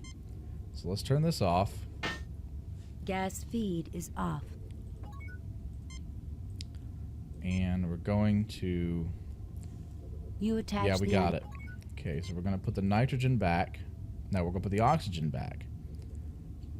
Because I think it was set up correctly. It just was off. And so... Gas feed is on. All right, and we should put the new stuff we made. Nothing happens. Nothing happens. Okay. And then we should do this. The machine synthesizes 1 liter of TLTDH gas. An unusual compound, Captain. It can induce laughter and feelings of exhilaration in some, much the way nitrous oxide affects humans. It doesn't affect Vulcans, of course.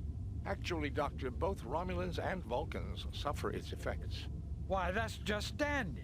Vulcan laughing gas. Please, Doctor, this is not a laughing matter. So, we've made Vulcan laughing gas. That's what we needed to do first. Now... You take a 1 liter... We got it. We're going to switch out the O2 tank.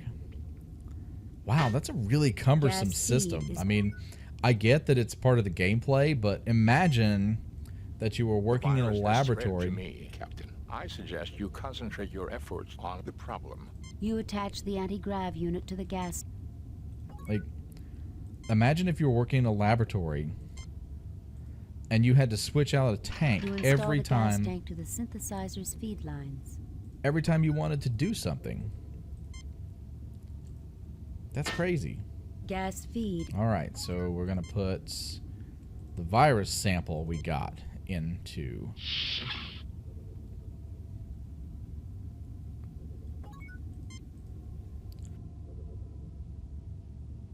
The machine synthesizes a quantity of colorless goo.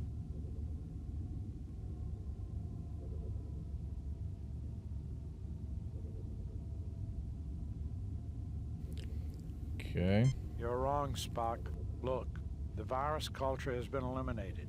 That's why it's clear. It'd be more useful for me to see how the virus might grow in the presence of a limited quantity of ammonia gas.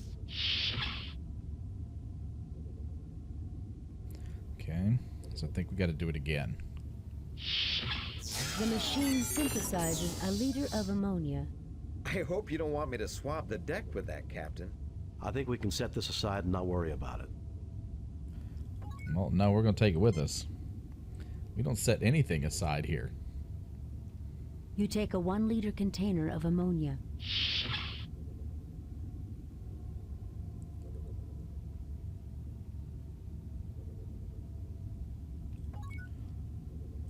Okay. So now we've got the anti-viral or anti-agent, as he called it. So the ammonia should go here. There we go. And then, Jim, I'm going to need you to open up the virus again. Grab us another sample. You take the Ouroboros virus culture.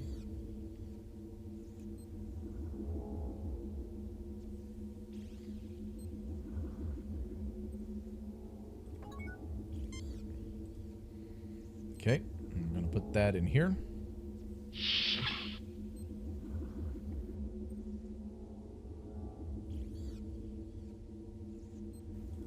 And then McCoy, I think, is the one that does it.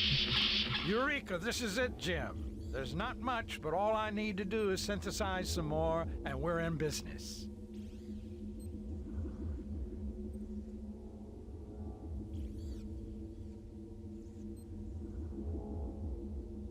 All right. You retrieve the Ouroboros cure sample. Done. You fail to obtain... This is done? Okay. I'm going to take that ammonia with me. It took a lot to synthesize that stuff. All right. There's the cure, and we need more of it.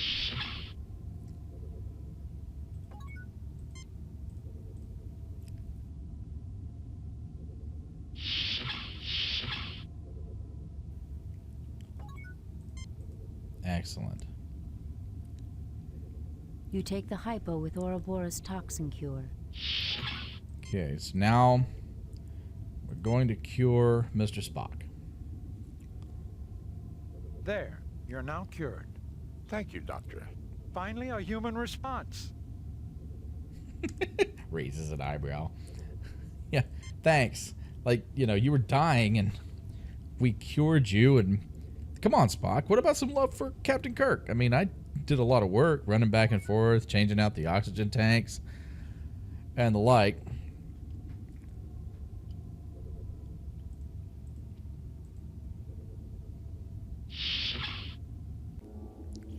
All right. So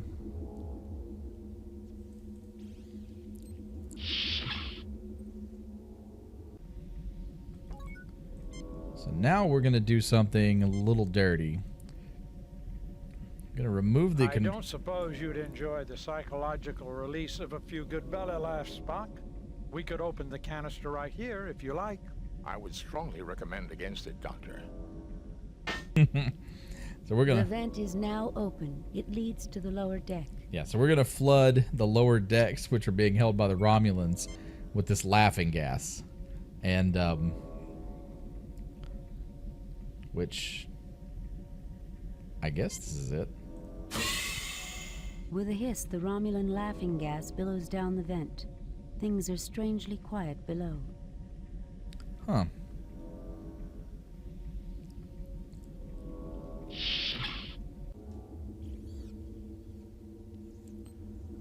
So things are quiet now.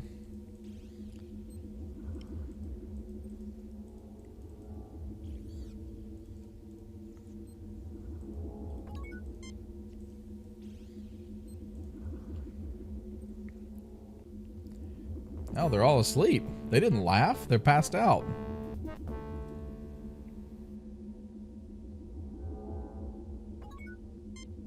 All right. Let's see what's up with these Jim, guys. we've got to help these men before they die. Oh, they're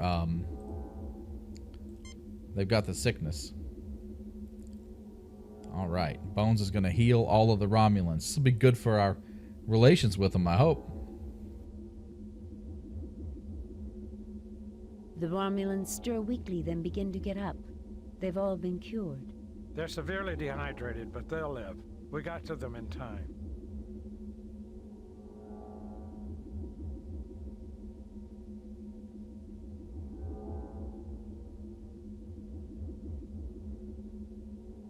All right. They're severely dehydrated.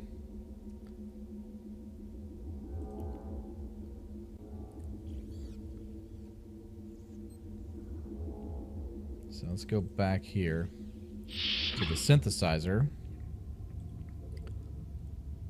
Because it's not over yet. Oh. And we're going to turn off...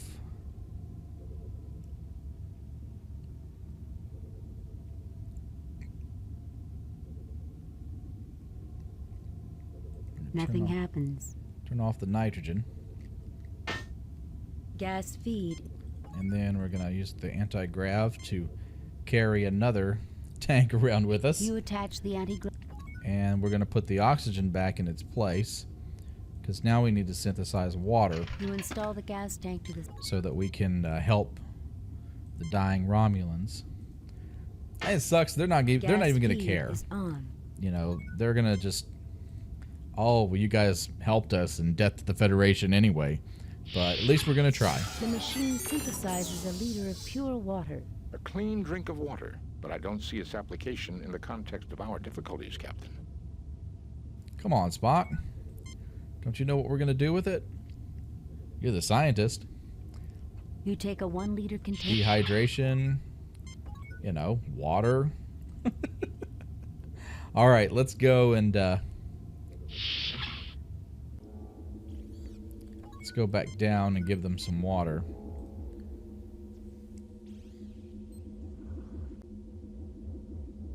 Okay. Let's use water. I'm assuming I only have to use it on one of The them. Romulans drink thirstily and empty the container. Take it easy now. You'll feel better in a few minutes. Good thing we had the water available, Jim. We aren't barbarians, in spite of what some people think. Good job.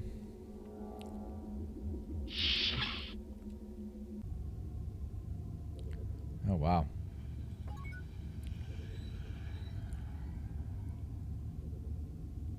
So, is that a torpedo? Fascinating. This device contains over 10 million forms of life, patterns I have never seen before. We call this the cradle, Mr. Spock. One day I hope something wonderful would be produced here. The cradle? This is the Genesis device, like the precursor to it. Okay.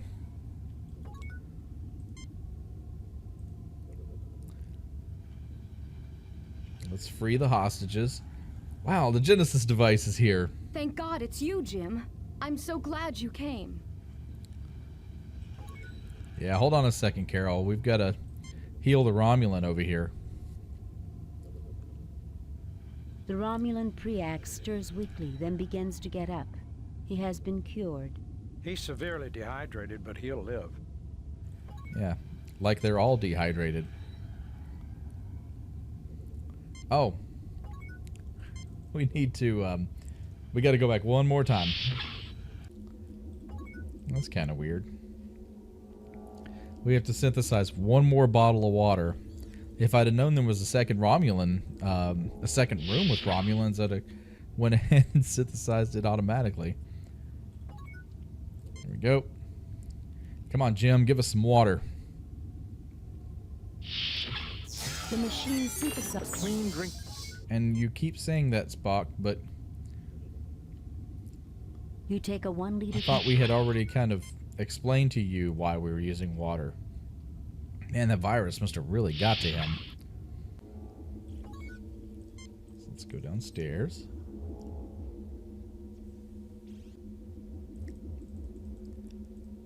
Go in here with the Genesis device, the cradle. And let's give the Romulan guy... The Romulan Preax drinks thirstily and empties the container. Take it easy now. You'll feel better in a few minutes. Good thing we had the water available, Jim.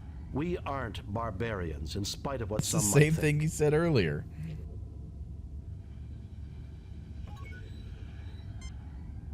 You get no response. I have called off the Romulan attack on this station, Kirk. I believed your virus was some kind of deliberate attack, but your great honor and compassion have convinced me otherwise. You also conducted yourself in the most honorable fashion, Centurion Preax. You may return to Romulan space without Federation interference. I assure you, the Federation would never undertake such a foul program. It was all an accident, right, Dr. Marcus? Save it for someone who's buying Preax. Leave Federation space immediately or we'll scatter your atoms across the quadrant. We'll scatter you across the quadrant, buddy. You all, I assure all right, you. let's go with this one. Absolutely. We've already destroyed all cultures and purged the data files. This will never happen again. You are an honorable adversary, Kirk. Jolon True. But we just pulled cultures You are out of the also a freezer. worthy opponent, Preax. She's lying to May you. live long and prosper. He's raising an eyebrow because Kirk was the one to say live long and prosper. You'll never cease to amaze me, Jim. Goodbye, Carol. Goodbye, Jim. Well, gentlemen, let's go home.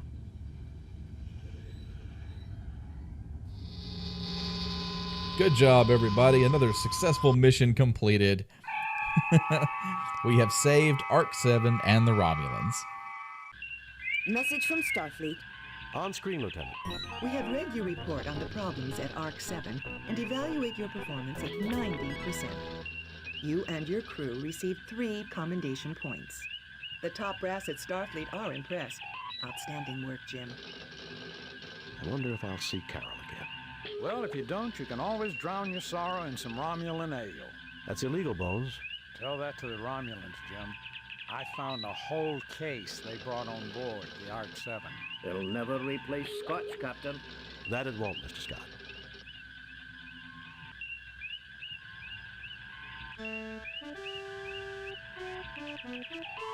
Another fine mess. Priority message from Starfleet. On screen, Lieutenant.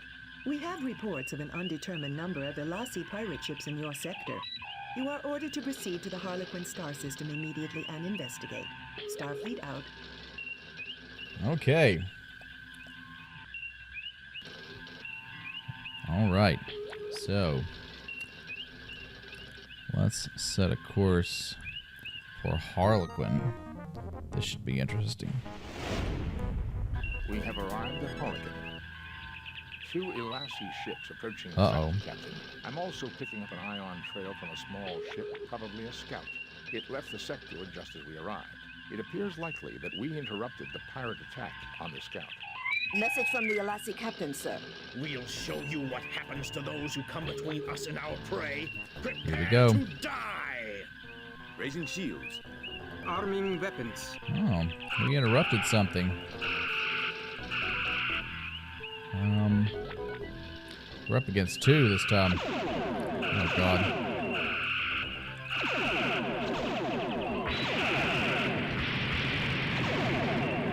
Well, we got a few shots. Hopefully they won't be, like, cloaking and disappearing constantly.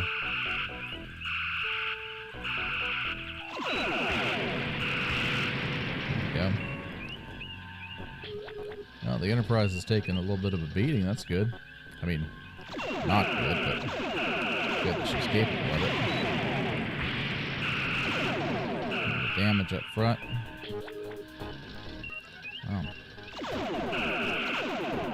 So they're luring us. Oh. Come on.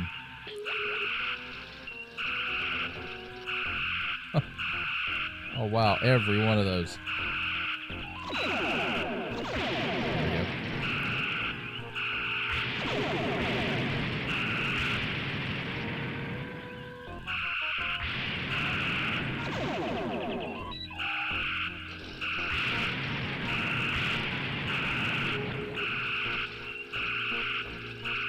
Are they running? What are they doing? That one ran away. Okay, so we got one. Scotty's Miracle Engineers working to repair some of the damage. That's good. Good job, Scotty. Oh boy. Wow, this guy's good. But our ship is better. Oh, we only got 1 phaser bank working. Well, that's not good. I'm already a terrible shot.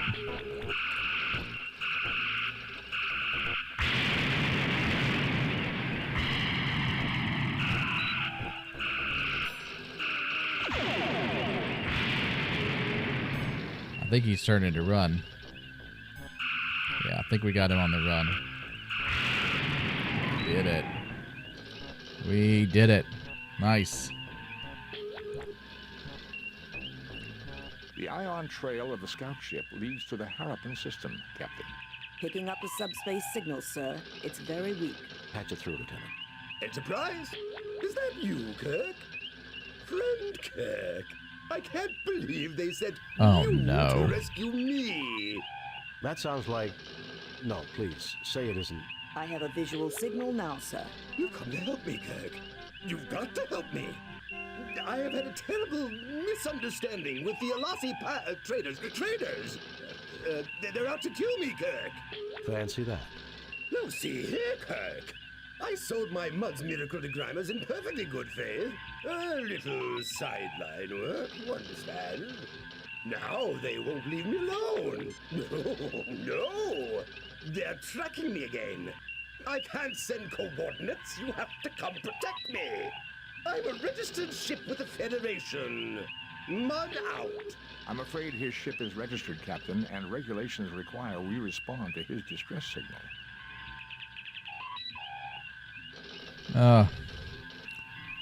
You know, Horn shields, Captain.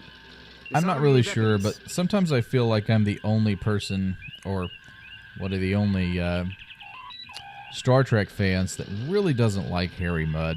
But I guess we'll deal with him, because he's part of our mission and we must fulfill Federation requirements. What we got here? That's a cool little ship.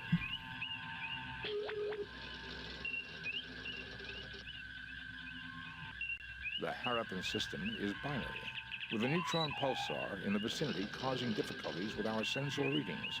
I was able to trace Mudd's transmission to this derelict. So, our friend Harry is on board, no doubt. Can you tell me anything about the derelict vessel? There are 6 major subdivisions within the hull. All systems are down. There is, however, limited atmospheric integrity. The environment appears to be the result of a temporary save-a-ship life support generator. Not exactly a reliable model, Captain. We're being hailed by Mr. Mudd, sir.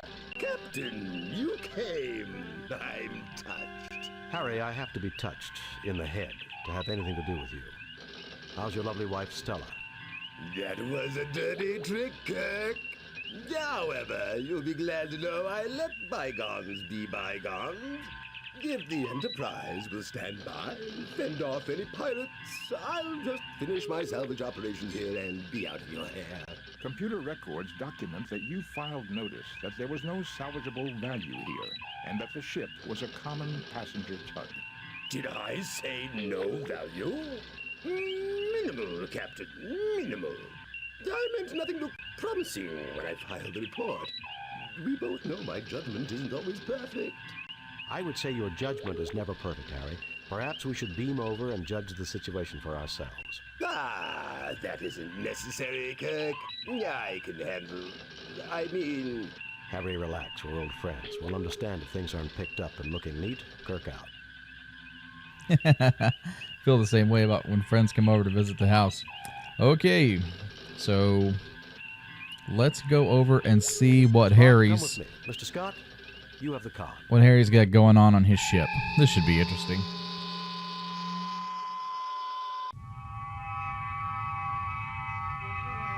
Welcome, Captain Kirk. So glad you're here.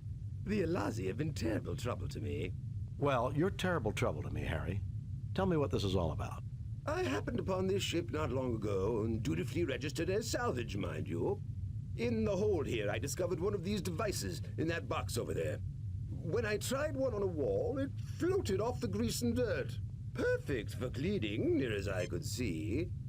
I peddled a few of these Mudd's Miracle Degrimers, and everything was going perfectly well. Then something went wrong, right? Actually, no, Doctor, not then. I'd started offering a few other little items I found. Mudd's Limited Coffee Substitute, a great little specialty item. Lenses to affirm packaging build-your-own telescope kits. The collection of novelty paints, things like that. All of a sudden, the Alazi pirates are asking for me in every quadrant, wanting to know where I'm getting my goods. I see, Harry. Well, we'll look around here while the Enterprise remains close by. Look around all you like, Captain, but I'll be keeping an eye on you. I've registered this derelict as my salvage, and I don't want you running off with all my prizes. Harry, As official representatives of the Federation and of Starfleet, we recognize your rights to legitimate salvage. Need I say more? I understand perfectly, Captain. Carry on, Captain. Oh, I really don't like this character, but hey, we're kind of stuck with him.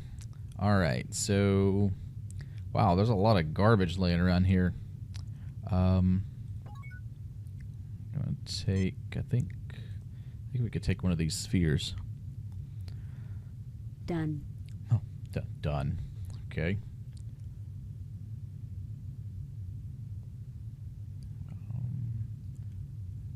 What do we got here? Done. Okay. You fail to obtain anything. See what else we can get. Done. You fail to obtain anything. So, let's see what we got here. A yellow sphere, a lens, this thing. Okay. So,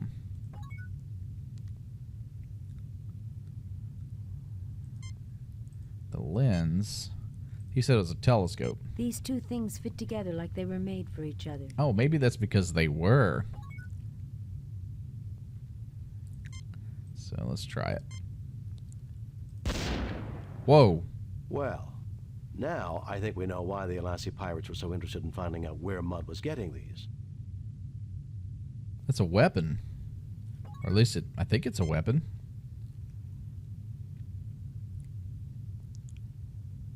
Okay. Let's head up here and see what's in this door. It's kind of like the evil music, or that's the music that plays when something's going wrong. Let's keep going through here. Yeah. Hey, this kind of looks like a cryo chamber. Oh, those are beds. Okay. So let's go through here.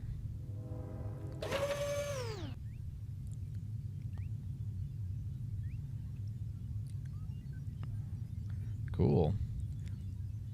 They got a bridge. This is their bridge, I think.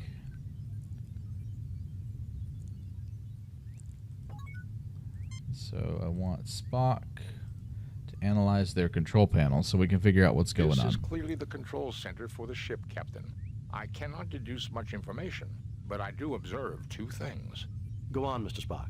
This station definitely is configured differently from the one beside me. This shouldn't be surprising. After all, there are two stations. That may be, Doctor. But if you'll recall, all the Enterprise's different stations link into the same computer network bank. And what else can you determine at this stage, Mr. Spock? These people have a fixation for the number 6, and even divisors and multiplicans thereof. 3s and 12s in particular.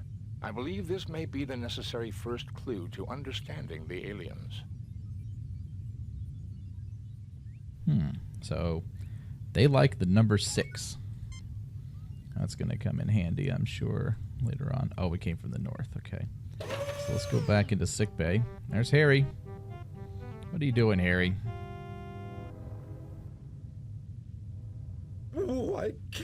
He has something in his hand. Oh, great. Jim, that doesn't look good at all. Harry, let me take a look at you and check whether that had some deleterious effect. No, you're all space aliens. You're little gray men from inside the hollow earth. You want to experiment on my body parts. Stay away from me. Deleterious effects. I guess I don't even need my tricorder to know that. You'll mind control me, kidnap my children, dissect my dog. If we can get him on one of the beds and get it active, I think he can be cured. Otherwise, he's likely to become increasingly violent. Stay away from me!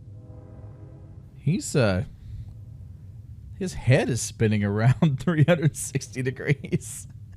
He's been possessed.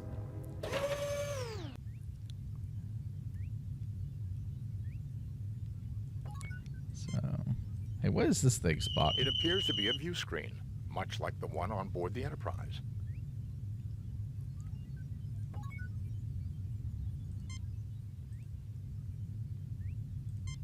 There's nothing there requiring a ship's doctor.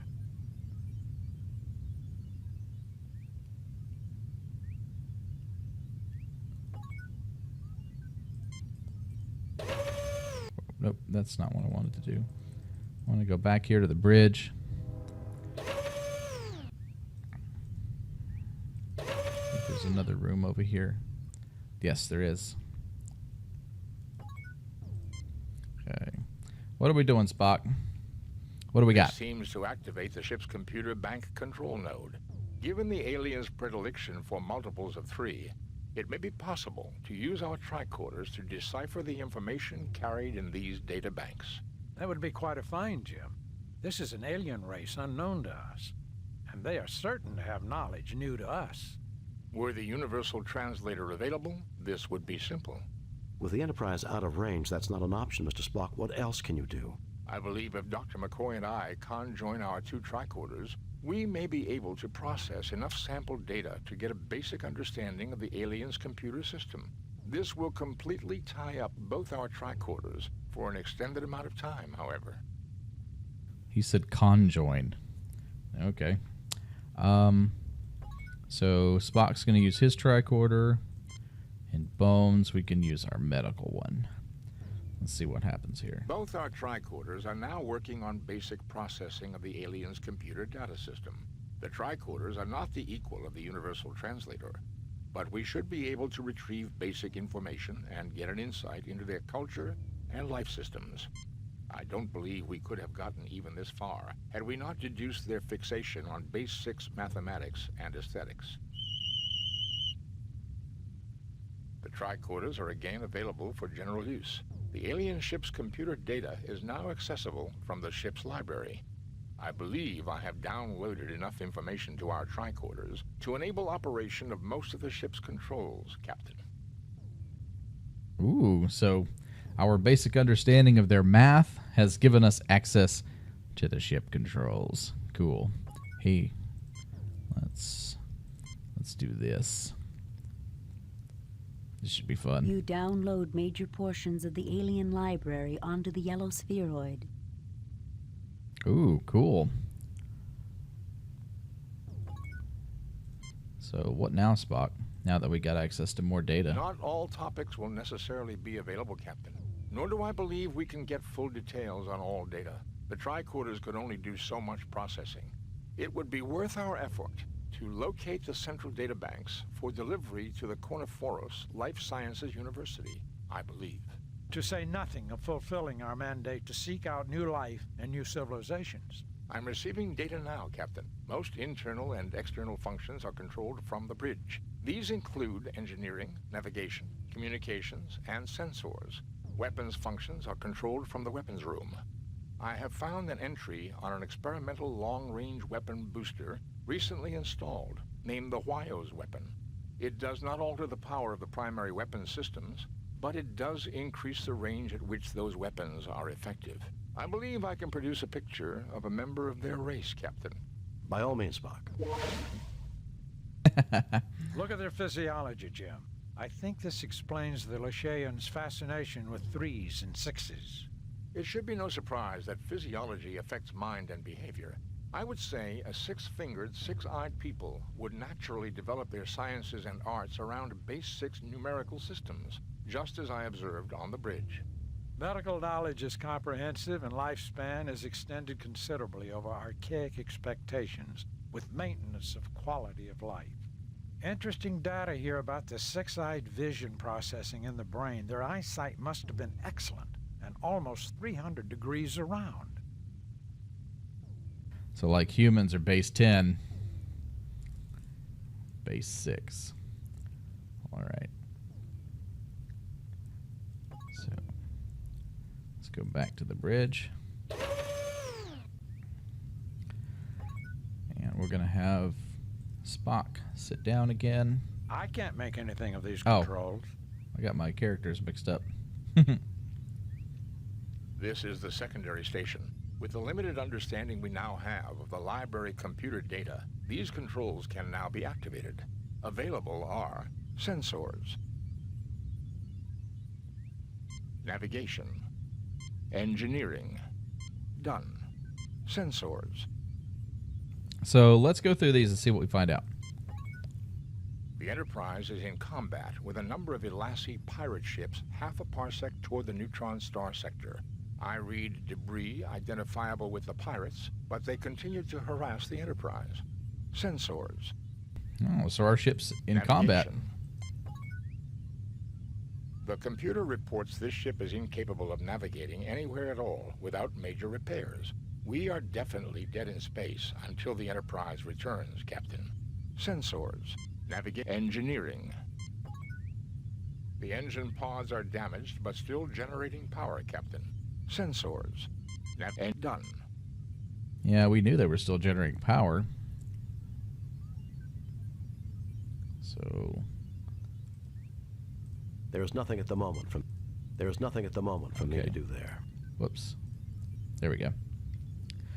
Thanks to the library computer data, limited though it is, these primary controls give me access to communications. Ooh, we got some more stuff to go through. Let's do it. The Enterprise is out of range for this equipment, under the conditions of static created by the neutron star. Communications. View screen. I guess the universe looks about like it did the last time we saw it. Communications. Okay. View screen. Done. Nice.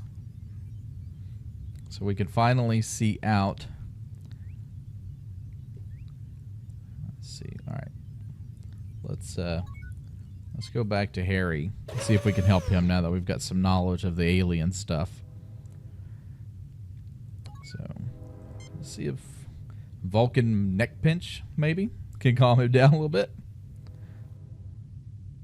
Oh, he did it. Nice. All yours now, Dr. McCoy.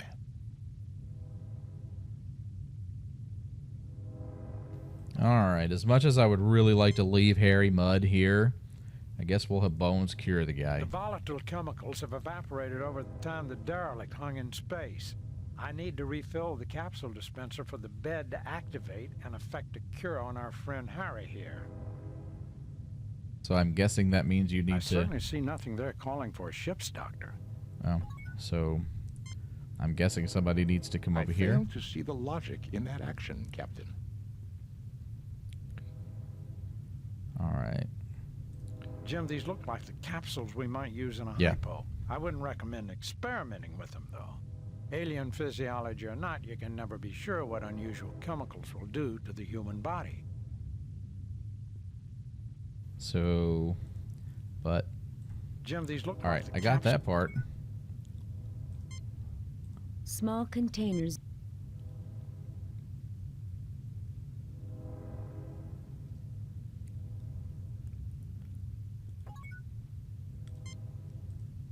Oh.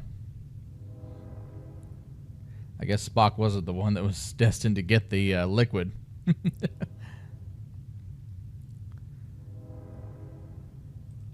Alright, so this into the machine. Just like Harry did before he got sick and turned into a lunatic. The capsules slide into the machinery on the bed exactly as they're designed to. I'm telling the program, our physiology is not the same as the aliens' physiology. Don't want it to try to cure us of being human. That would be too much to hope for, would it not, Doctor? Particularly when we're talking wow. about Harry Mudd. Thanks, Spock. You know, some of us like being human.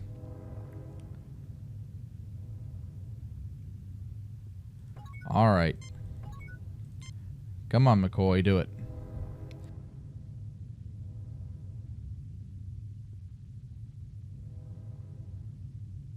Okay, Harry, you should start to feel better in a few minutes. Just lie there quietly until you feel like moving.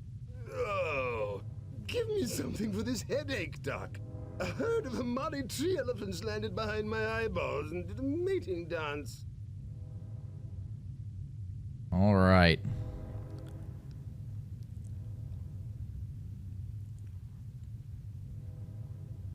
Okay.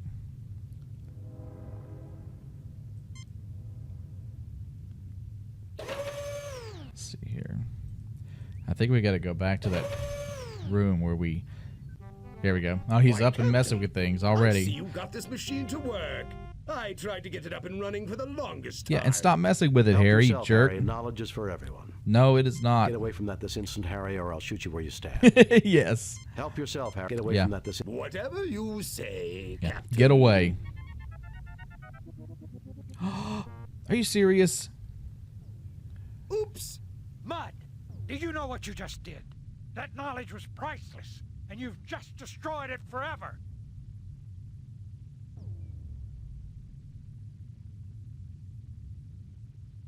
That guy is the worst. They should just leave him on this ship.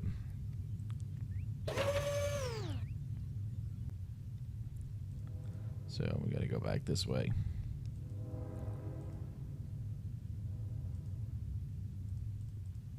Oh, maybe it's this way.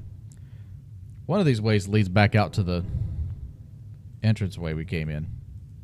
Oh. How do I get out?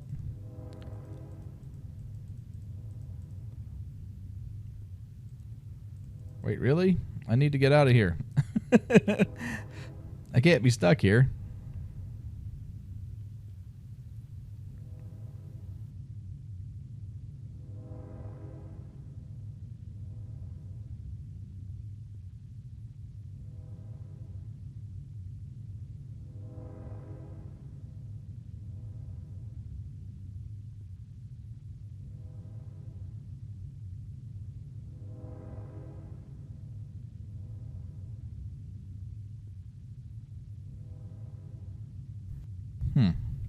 That's kind of odd.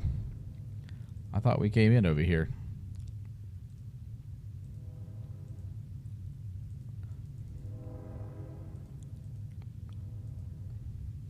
Because we came up north.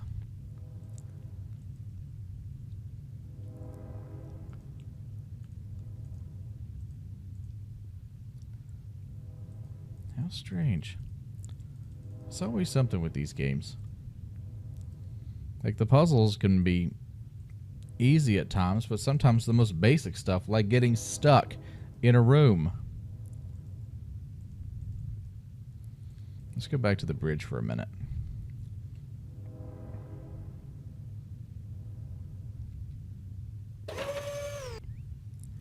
Okay.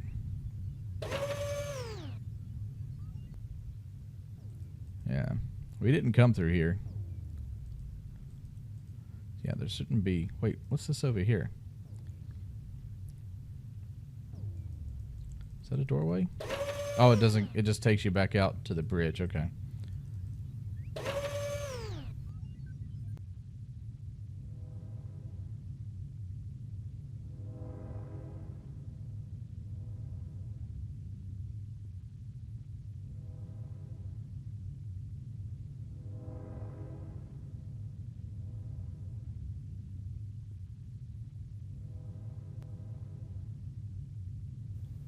Okay, I'm confident that there's a different way to go about this, like with most things. Let's go back into that observation room. I know this has got to be something. There we go. Okay. Yes. Excellent.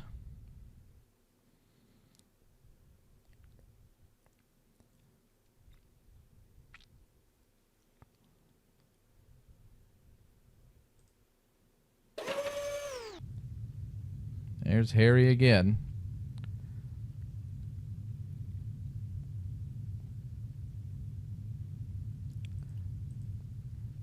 Can we go down here? Is there anything down this way? Oh yeah, there is something. Okay.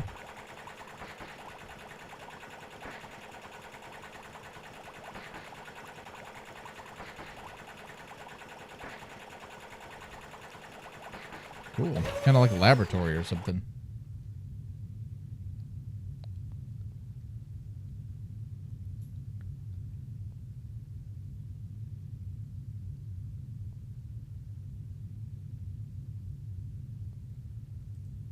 Let's see here.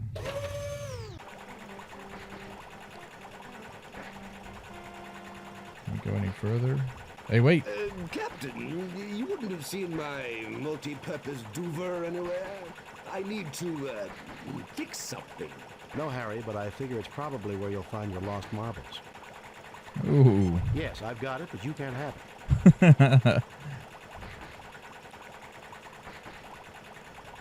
No, Harry, but I figure it's probably where you'll find your lost... You really can be a headache, Captain. Maybe I can find a spare somewhere else. Good luck. Goodbye. Good luck? Oh, God. He's planning to kill these guys, I know it. So I'm assuming this is a generator. Oh, yeah, it's jumping. This thing's gonna explode on us. That was a close one. Too close. If I ever get my hands on that no-good mud, I would not suggest we take the time to seek him. This emergency could occur again. I would suggest we hasten our departure.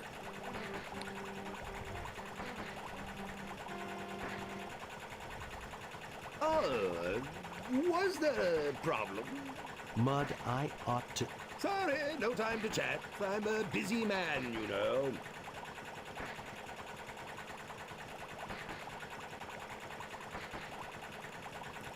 Okay. He was trying to kill us. Well, in that case, it'd kill us all, because this ship is falling apart. And he's just hanging out here in this room as well?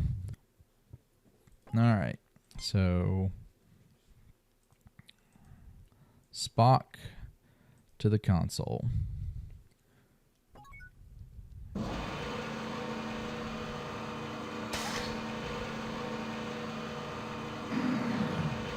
Nice. The device has finished loading, Captain. All right, so this should be the weapon to help the Enterprise so we can get out of here.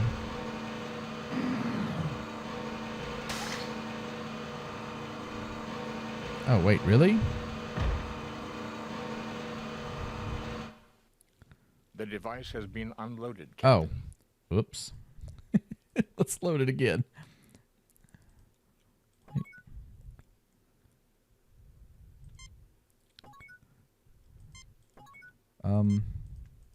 Here. Load it again, Spock.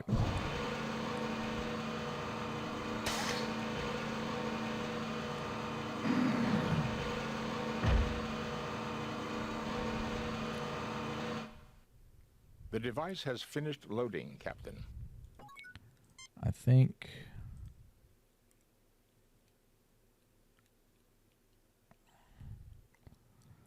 Does it matter? Let's see if that... I believe, Captain, there we go. that this weapon must be hooked up through the main weapons battery. However, I've already examined the weapons console, and the main weapons battery on this ship was completely destroyed in the action, which made her a derelict. Mr. Scott would have to go over this thoroughly, but I would recommend we try to take this weapon with us to the Enterprise. I don't think we should tinker with technology we don't understand, Spock, and I'm surprised you'd suggest such a thing. I agree that we should take it aboard the Enterprise. Yeah, we should take that aboard I'll the try to Enterprise. raise the ship. Kirk to Enterprise. Kirk to Enterprise.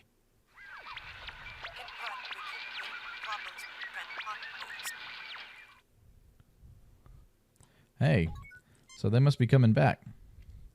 Remember, we had communications on the bridge here, so let's go check it out. Back to the bridge. Oh, that's where we came. Okay, that's a door. I didn't notice that was a door. I was trying to go out the bottom here, but just pay more attention next time.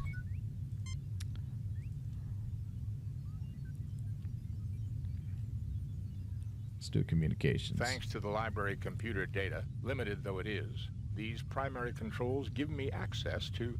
Communications. Scotty, report. The Alassi pirates have been driven off, Captain. We have damage and injuries among the crew. We just arrived back here a few minutes ago, and we've been trying to raise you on the communicators. The local star seems to be acting up. Will there be a problem with the transporter? I want you to beam up the landing party, and I also want you to lock onto and beam aboard an alien mechanism we came across. We can do it, Captain, no problem.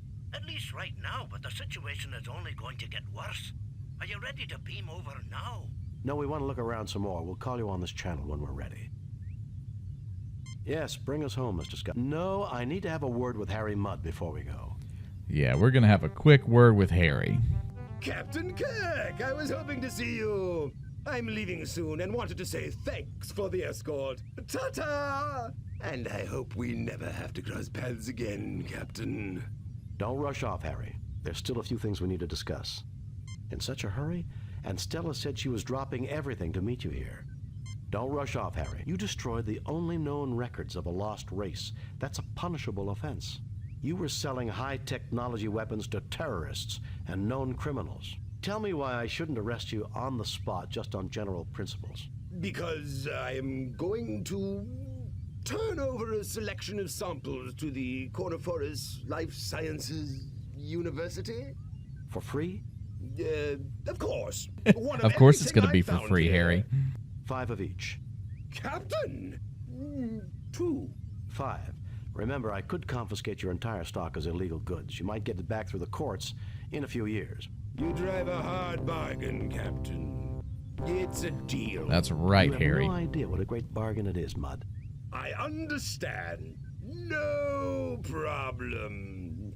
And you, Captain? Bring us home, Mr. Scott.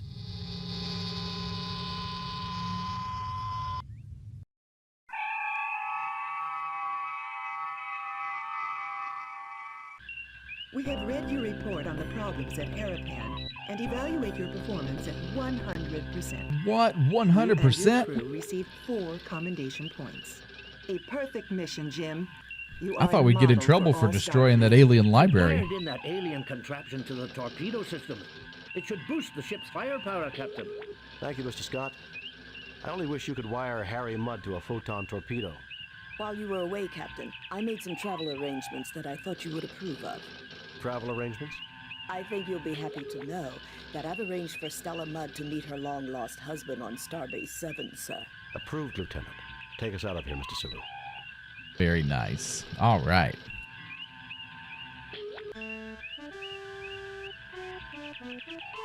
Feathered Serpent. Captain's log, stardate 5097.3. Starfleet reports major military activity in the Klingon sector near Krakur, a planet on the edge of Klingon space.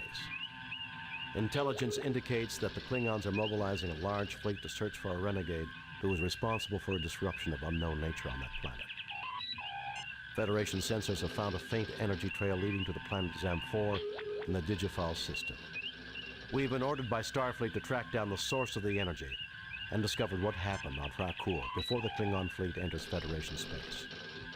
If we are not successful, the Federation and the Klingon Empire may find themselves at war once again. All right, so we have been tasked with checking out a Klingon renegade. So let's see what's up. Captain, a Klingon battle cruiser has entered the system. Open hailing frequencies. This is Captain James T. Kirk of the USS Enterprise. Klingon battle cruiser, you are in Federation space. You must leave immediately. I am Commander Taras of the Nizra. We are in pursuit of a genocidal criminal. We are performing an act of mercy in removing him from your space. Naturally, aren't you guys remove your just the vessel sweetest? From this system, for your own safety, of course. I think we can take care of ourselves, Taraz, which is more than I can say for you. If the Nizra does not leave Federation space... We're not going to threaten him. You are in direct violation of the Organian Treaty, mister. If you have a problem, have your fleet commander take it up with them. If a Federation criminal were to pass into Klingon space, you'd be saying the same thing to me. Who do you think you're trying to fool, Taraz? Get your ship out of here now. Let's go with the treaty one. We are not allowed to capture this criminal, Captain. You may do this for us. We insist that we remain here to monitor the situation, but we will take no action, provided that you can bring him to us in 12 hours. Agreed. That's fair. All right. So let's enter standard orbit. Entering standard orbit. And let's take a trip. Assemble a landing party. Unless we find this so-called criminal, we're going to war. Let's stop the war by going down to the planet and finding this guy. 12 hours. We'll do it in like 20 minutes. Oh, cool. Look at this place.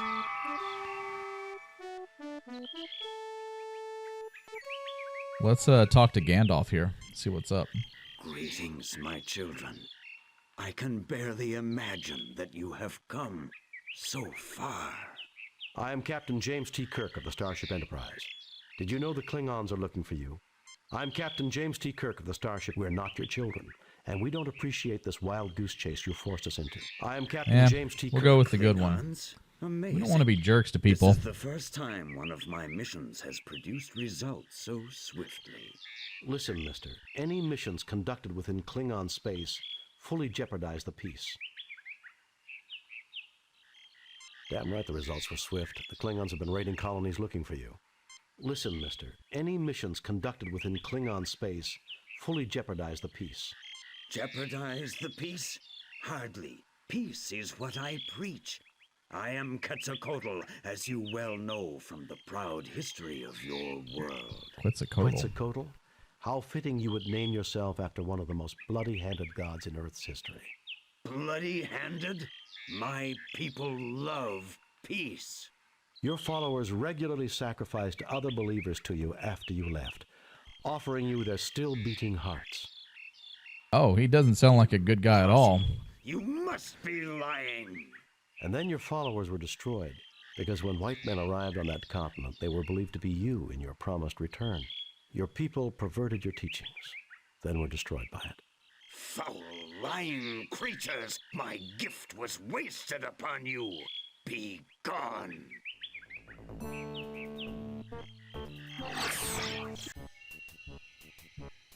I don't think he liked learning about his people. We are not the inheritors of the noble Aztec world. What you have said has greatly disturbed me. You should not lie so. You shall remain here until you have learned the error of angering Quetzalcoatl.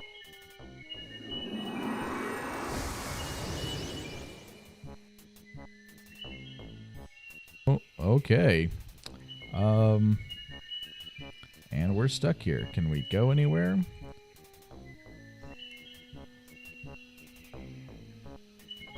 No? Is there anything we can pick up? You pick up some rocks from the pile. Okay. Let's see here. Rocks. I'm glad I was taught pain nullification.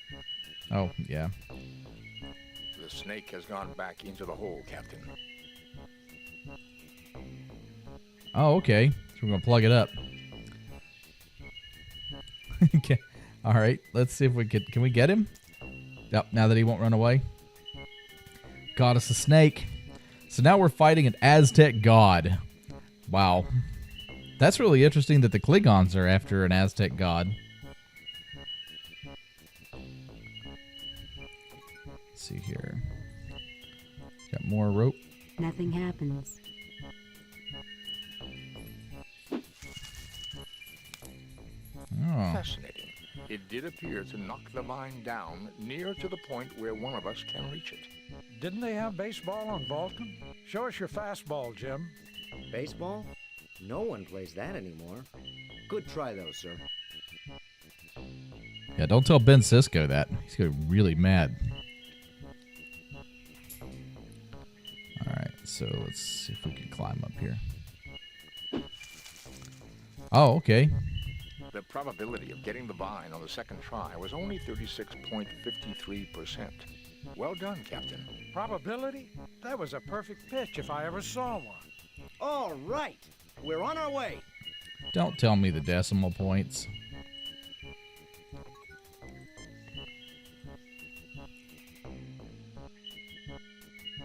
Let's get out of this cave. Try to find this guy.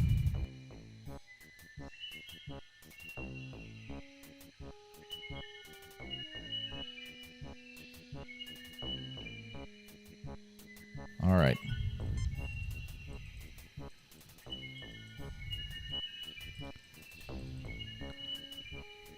I think it's funny that everyone's just got to stand in there. Now everyone decides to join us. Hey, this is kind of a cool, like, creepy forest. This was in the age before you had click games that were panning. Uh-oh. I am Tolokzak, priest of Quetzalcoatl. Only one who knows his ways may approach his holy ground. Hey, Ensign Ricky, don't get too close to him, man. You're wearing a red shirt.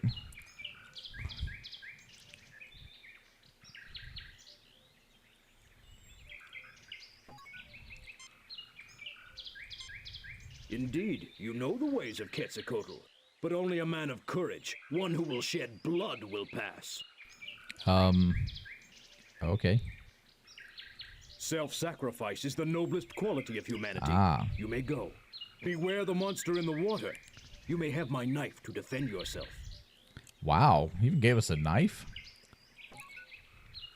Let's take that.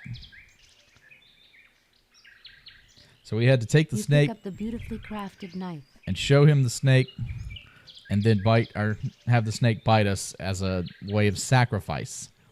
So, yeah.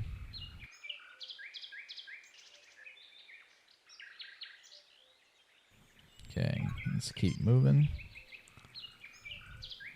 Bye, buddy. Thanks for the time. Oh, there's some really creepy caves through here.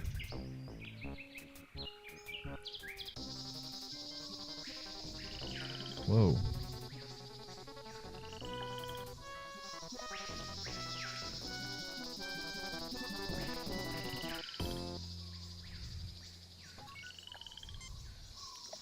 So, there's two options here. I'm going to pick the better option. But one option is to send Ensign Ricky across across first, and he gets eaten by whatever is in the pond here. But we're going to take the safer route and the more cultured route and use a natural repellent to scare the monster away. It would appear that the plant secretes a chemical that is a natural repellent to the creature. It has retreated far downstream, Captain. All right. Let's continue our journey. This is a really dark and creepy area.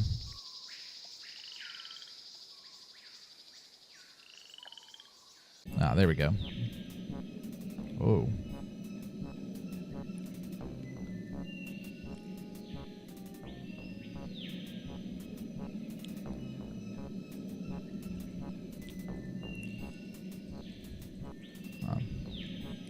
There's some. Wait a minute. Like, there's some cool stuff here. Something to pry it loose. Will that work? I don't know what that is, but it looks cool. I'm gonna take it.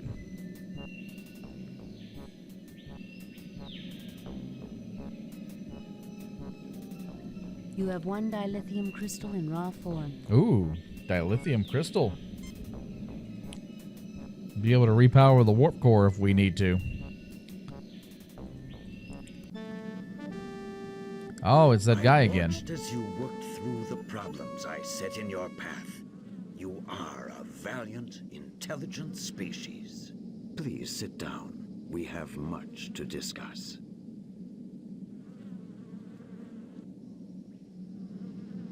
I've had it up to here, with so-called superior beings terrorizing my crew because we're so primitive. Maybe you should see how primitive you are before you go around testing others. Now, this is what I would like to say. One thing first. If you're so peaceful, how come the Aztecs were so violent and aggressive? Yes, I guess we do. Go on. Let's be short with our answers for now. You are clearly not the liars I thought you to be.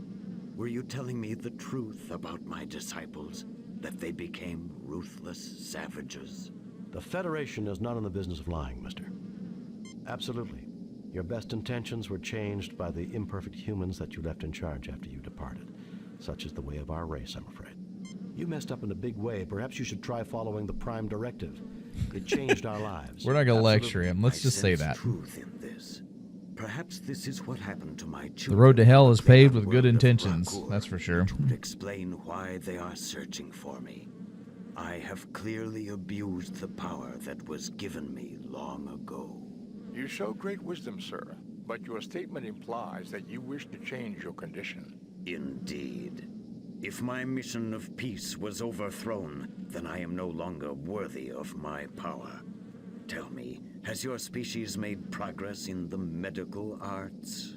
We're a technologically advanced starfaring race. What do you think? That we wouldn't have made progress in medicine? With Dr. McCoy, I sometimes wonder, but yes, I would say we have made considerable advances. Oh, he's insulting Bones. Why do you ask? Yes, we have. At the top of my spine is a gland not found in your species.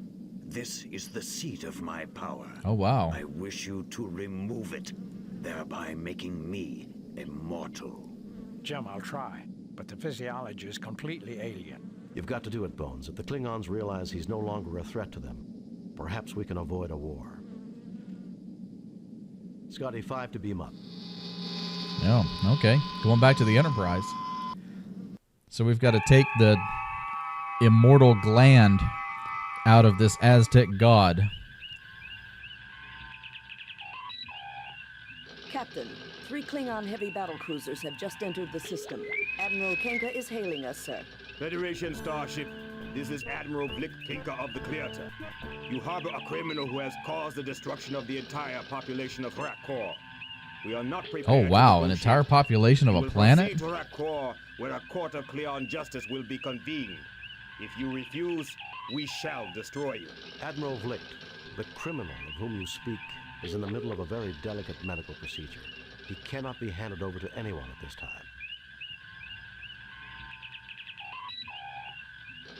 I cannot believe Quetzalcoatl's mission. Since when do Klingons give orders to Federation officers? Admiral Vlicht.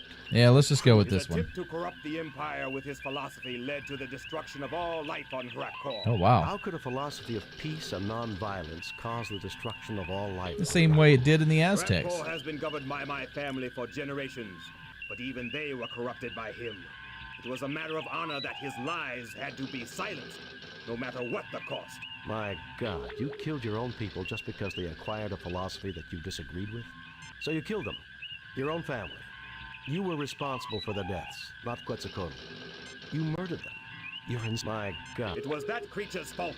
Had he not interfered Wow, in so our he affairs, killed his family and then the blamed people this of guy? Rakor would be alive. Clearly, he Klingons is are no better than we are. Message from Starfleet Command. I'll argue this with you later, Vlicht. Contact your superiors, Kirk. You may be surprised. I have bad news, Captain.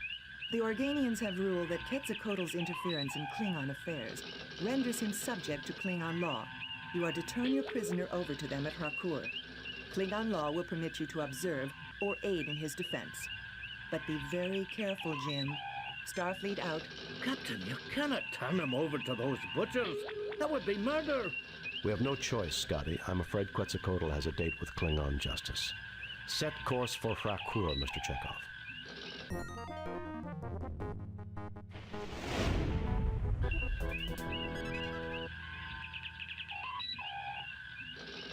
Captain's log. We have come to the ruined Klingon planet of Harcourt to deliver our guest, the mythical entity Quetzalcoatl, to a Klingon court.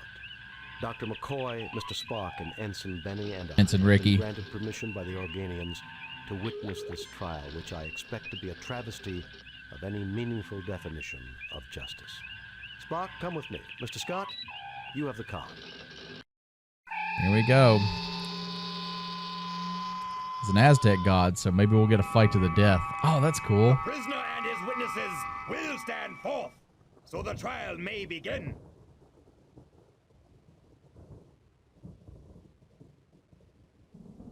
We will step to the center to begin the trial. We finally meet. I had thought it would be in battle, but the universe holds many surprises. There's nothing less appealing than a gloating Klingon, Vlicht. Let's get this trial underway. Stick around, Vlicht. There are more surprises awaiting you. Why does every Klingon tell me they expected to meet me in battle? You really have a one-track mind. Every Klingon wants to kill you, There's Kirk. nothing less appealing than a gloating Klingon, Vlicht. Let's get this trial underway. So be it. This begins the trial of the entity Quetzalcoatl, who is charged with impersonating a Klingon, stirring dissent, encouraging cowardice, and treason in the highest degree. Those are serious charges, Vlicht. Should he not be tried by a Klingon high court? He has not demonstrated honor, Kirk. Only a proven warrior may be tried in high court. Principles of honor are not applicable to his defense. I'm a warrior, Vlicht. I hereby intervene for him and demand the honors and responsibilities of a warrior's trial. Yeah, let's do a warrior's trial. Federation officer claiming the rights of a Klingon warrior. How dare you insult me, Kirk? I've faced Klingons both in personal and ship-to-ship combat. Your own records will confirm this. If I'm not worthy of their honors, why didn't they kill me? That oversight, Kirk, is easily rectified. You and your 3 companions may face the test that we set for the Defender. Then we shall see if you are as worthy as a Klingon. I want your word of honor, Vlicht, that Quetzalcoatl will not be harmed while we take these tests. Very well. You have my word. Captain Calarax, transport them to the test of The life. test of life? We're gonna die, aren't we? Oh, God. What is this place? Not much is known about Hrakur, Ensign. This would appear to be some sort of a mining installation. That creature might be a native life form. A test of courage? That is the Klingon way. I somehow doubt that Vlicht intends for us to survive this, whatever the outcome. We're the only thing that stands between him and the killing of Quetzalcoatl that he can justify. Why should he worry about justification, Captain? He's a Klingon. Murder is as natural to them as breathing. That's not true, Ensign. However, I suspect that Vlicht's attack on Hrakur exceeded his orders. He needs Quetzalcoatl as a scapegoat, and he needs a fair trial to avoid an inquiry of his own actions. And our deaths will be the only way he can get it. Great. You know, Ensign Ricky, I'm about to sacrifice you to the giant electrical charge here. So...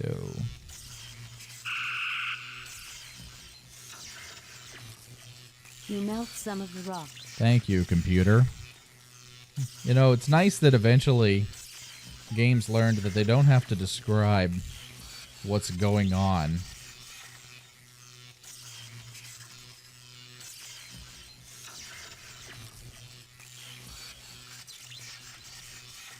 There's nothing at the moment for me to...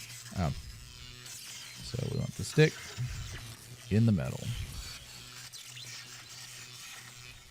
You coat the rod with molten iron. It hardens quickly. Okay. And now let's throw this like this.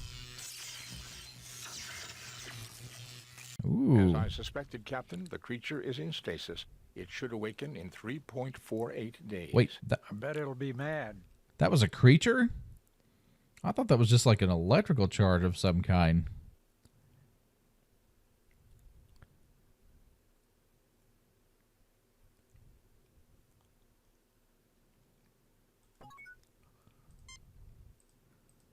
Huh, okay. An entry coder for the door, keyed to a number sequence. The tricorder is unable to determine the code, but can scan the mechanism.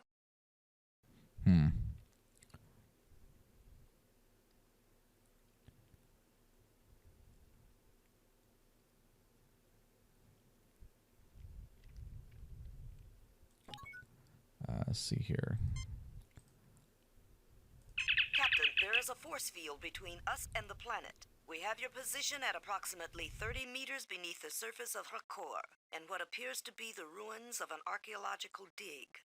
Keep us informed. We'll help you all we can. We can analyze any data you gather through the main computer. Uhura, prepare to receive a tricorder message. There is a door with an entry coder here. Try to analyze the circuits and let the main computer crack the code. Scan complete. Main computer has the code. We also read an anomaly. Something else has tapped into the key code. Shall I analyze? I want that door open. Affirmative, Uhura. I want that door... Yeah, we want to know everything about this lock. Sir, we have a secondary code that is nested in the Klingon program. Computer's unable to analyze its function. Shall we broadcast it to you when you activate the keypad? Affirmative.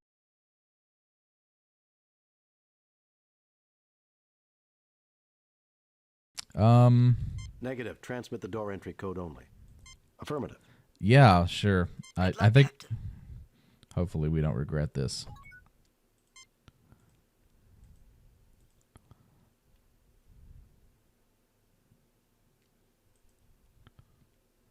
So, Spock. Spock, can you do the door? Thank you.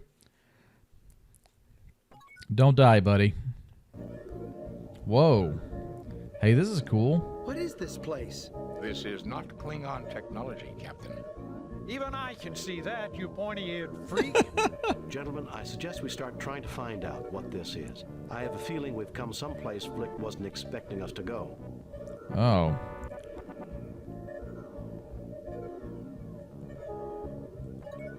So let's, I think it's pretty obvious here. We've got these things on the table. And we've got suitable holes in the wall. So red with red. Nothing happens. Oh.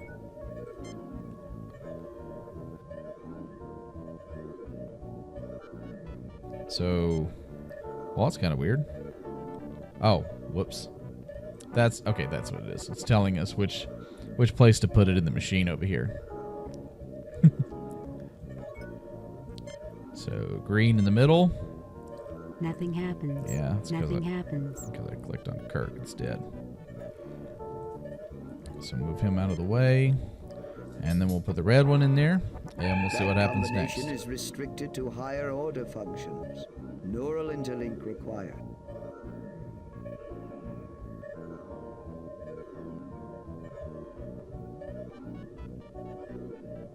Neural interlink required. What do we got here? Not prime for neural interlink.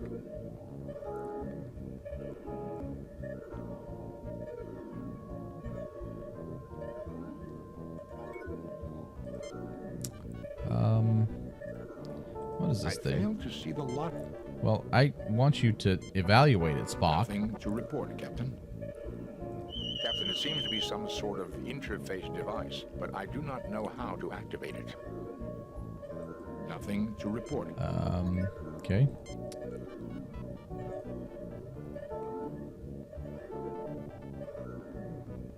Can I take that out? Oh, you can. Huh, interesting. So, I mean, we did it right. That combination is restricted to higher order functions. Neural interlink required.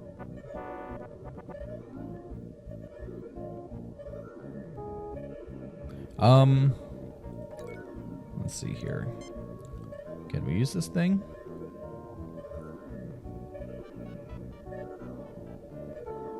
Not prime for neural. It's not primed for neuro interlink.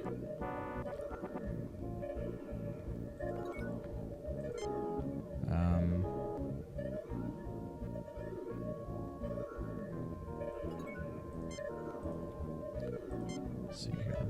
Nothing to report. Nothing to report, Captain. Nothing to report. Okay. I'm tempted to send Ensign Ricky over there.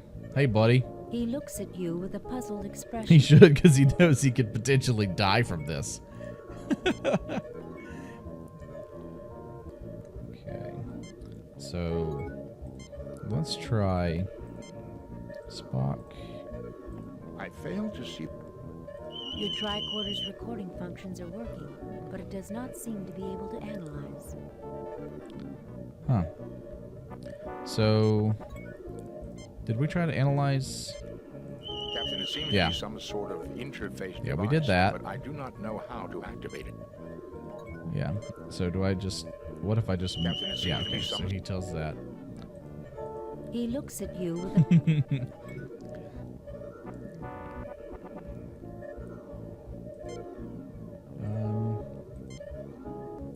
Nothing to Nothing report. to report, Captain. Nothing to report. Okay.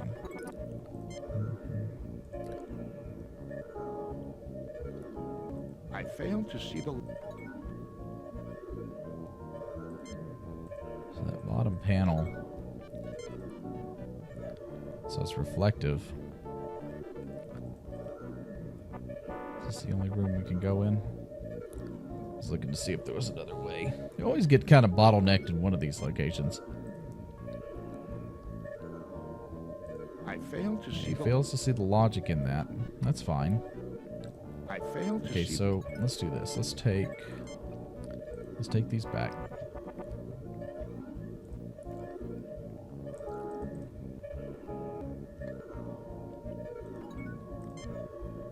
I suspect, Captain, that the machinery is activated by placing the gems in the proper slots.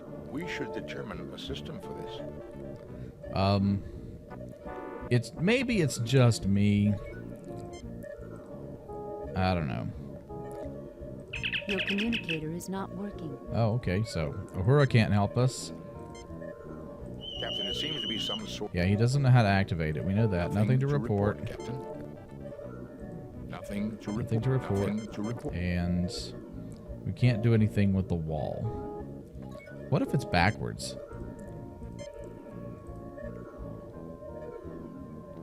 Probably gonna blow us all up. Green here. And red.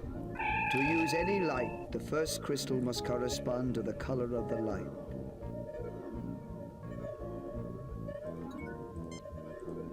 Okay.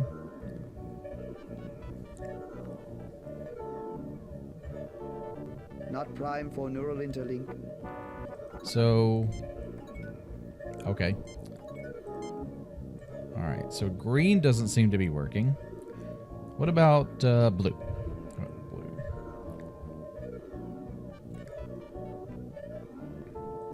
So it's like a combination lock, but it doesn't. So we'll put red up there. And green down here. That combination is restricted to higher order functions. Neural interlink required. Okay.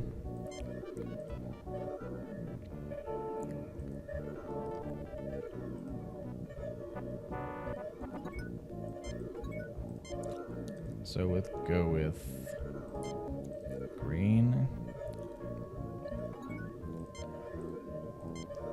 blue, and then red. Force field blocks trans-system transport. Transport aborted. Use defense systems to eliminate alien vessels. Really? So it turns it into a weapon? Not prime for neural interlink.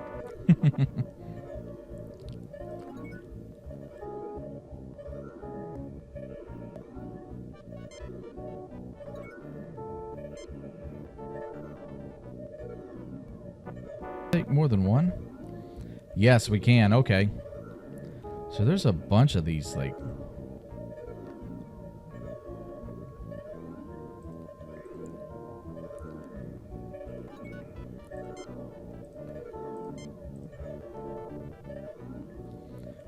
So let's try green. Let's try all green. This is Bialbi, High Whoa. Network of Rakor. For defense, use the light of war. For information, use my light. For transportation, use the light of travel. Sequences are keyed by combinations of crystals. Integrator now active. Oh, now it's active. Cool, let's go over here and walk into the light. Wow, this took far longer than it should have because we got stuck with this. This is Bialbi, the most advanced life form on this world. Thank you for informing us of the situation. It shall be resolved. What shall be resolved? Admiral Vlicht, this is the defensive system of Rakor. You have engaged in genocidal activities on this world. Divine intervention. What do you say before your sentence is passed? Kirk! This is your doing! No, Admiral, it is not. But that will suffice as a final public statement. The sentence is banishment to you and all members of your crew who were involved in this action. You have no right to try me! Yeah, he As does. much right as you to conduct trials on this planet. You showed no justice to your victim. The penalty for injustice Oh, is wow. Kirk! Hoist on your own petard, Vlicht. Do you want me to help you? You tried to send me to my death. Now you can rot as you get what you deserve. If I have your word that Quetzalcoatl goes free, I'm willing to intervene to save you.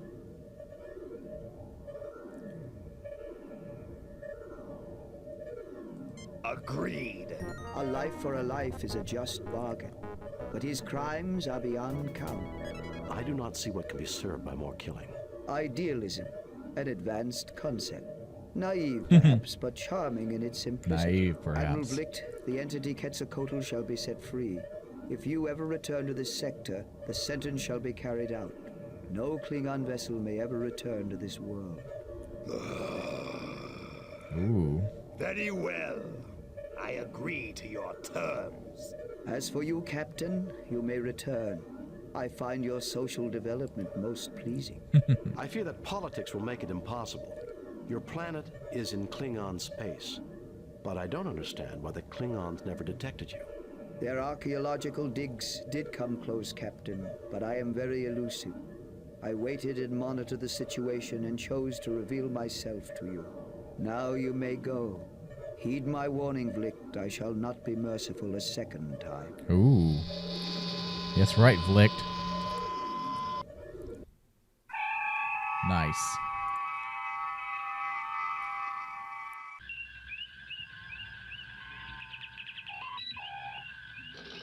Klingon ship leaving the area.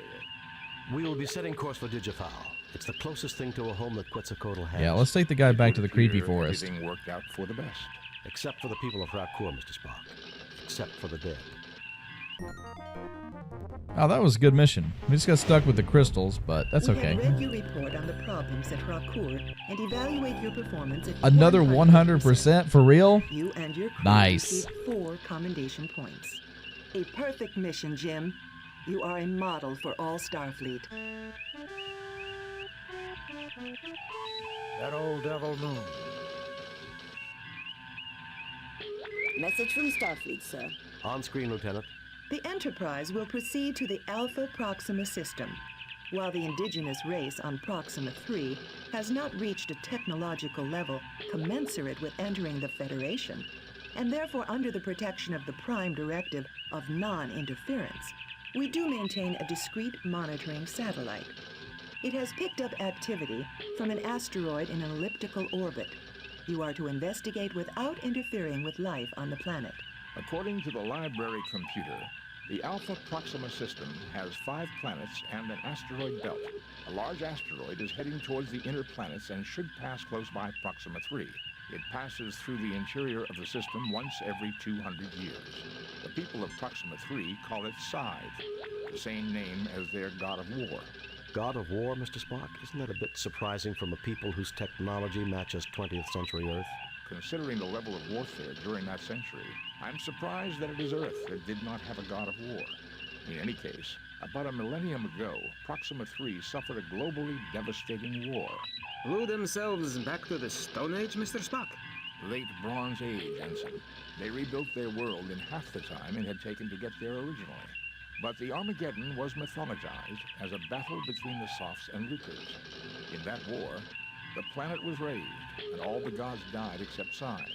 He had rained fury down upon the world, then went off on a long dance of victory. His return is a time for worldwide soul-searching and atonement. And Scythe returns and our monitoring station picks up activity.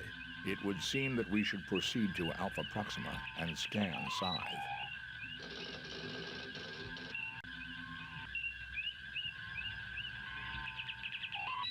So before proceeding on, we've got a few things we've got to research in the ship's computer. So, Proxtree. Proxtree, the 3rd planet in the Alpha Proxima system. This Class M planet is widely habitable except for zones of extreme radioactivity on the southern continent. About 1,000 years ago, the 2 dominant political systems, the Lucres and the Sophs, engaged in a nuclear war that resulted in the deaths of 3/4 of the world's population through direct or collateral damage. Proxtree's current civilization is non-spacefaring and does not have contact with the Federation. Okay, so we're gonna look up Scythe. Scythe, a large asteroid in an elliptical orbit in the Alpha Proxima system. Spectral analysis of its composition indicates that it has minimal atmosphere and that it was once a moon of the planet Proxtree, hurled out of its orbit by a catastrophe. The 17th letter of the Lucre alphabet is named Scythe, probably not by coincidence. Yeah, probably not by coincidence. Sophs, one of the 2 ancient races of Proxtree. They lived in a highly advanced culture that valued the community ahead of the individual, which put them in conflict with the Lucres.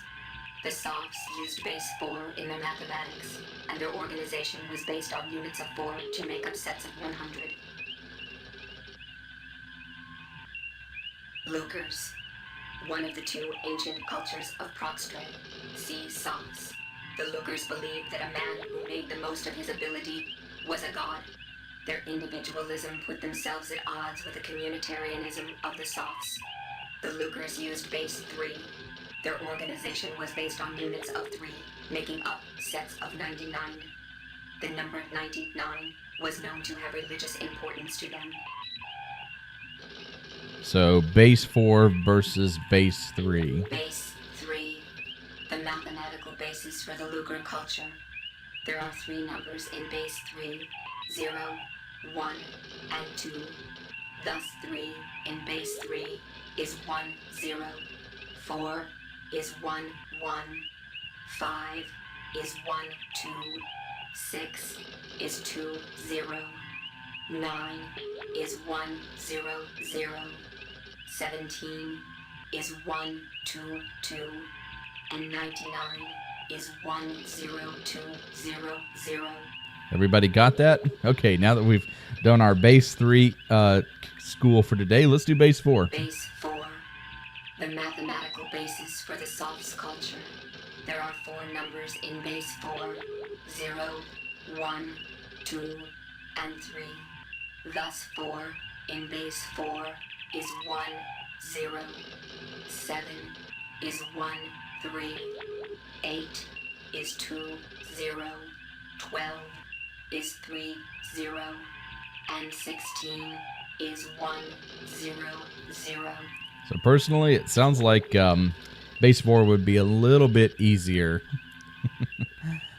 So we're going to set course now for Alpha Proxima, which I have to look at my trusty star map here, and like I've said before in the other parts of this game, we've got to cheat because that's the kind of the DRM for this game.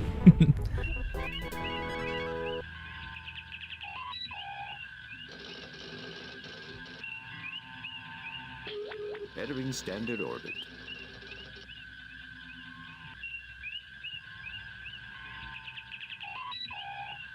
We've entered standard orbit of Alpha Proxima. And let's talk with... Raising shields. Oh, nope. Lowering shields, Captain.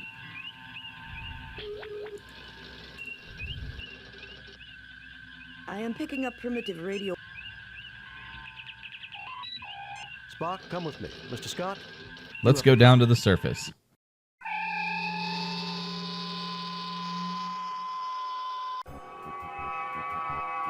Captain, Mr. Scott wishes to speak with you. Mr. Scott?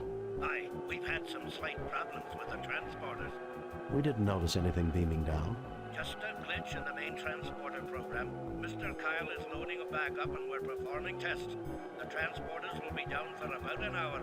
That will still give us plenty of time, Scotty. I know. I have the lads in engineering doing a complete overhaul of the ship's systems. Good, Mr. Scott. I'll keep you posted. Kirk out. So just an explanation as to why we won't be beaming back to the ship anytime soon. I cannot get readings from this range, Captain. But if we do not hurry, there will be nothing left to get a reading on. Large quantities of atmosphere are being circulated through these rocks. I would guess there are storage units within this satellite which are constantly replacing the atmosphere that is lost because of this moon's weak gravity. Which means that this moon might still be inhabited, Mr. Spock. We have detected no signs of life, Captain, but the possibility does exist. As expected, Captain, the source of power emanations lies beyond that door. A power source that has lasted millennia and endured major catastrophes. That's fascinating, Mr. Spock. Do you have Vulcan blood, Ensign? No, sir. Ensign Ricky, we may be seeing your blood soon if The rocks have a high quantity of triphosphorus silver in them. if Star Trek, if the ways of Star Trek hold up. Let's see here. So we need to... It's what I was afraid of, Jim. The thin atmosphere of this moon doesn't provide enough protection from cosmic rays. We shouldn't stay here any more than a few hours.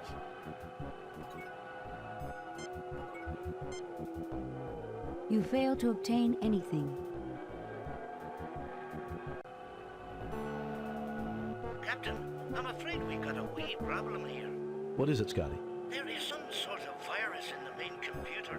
Our phasers and tractor beams have been disabled, and there's no way we're getting them back in 3 hours. There goes our backup plan. Do what you can, Mr. Scott. Aye, I will, Captain. I may yet have a trick or two that I can pull, but don't count on any miracles. Isolate that virus. That's your #1 priority. That it is, Captain. We'll keep you informed. Scott out. So the Enterprise has a virus on board. Fancy that.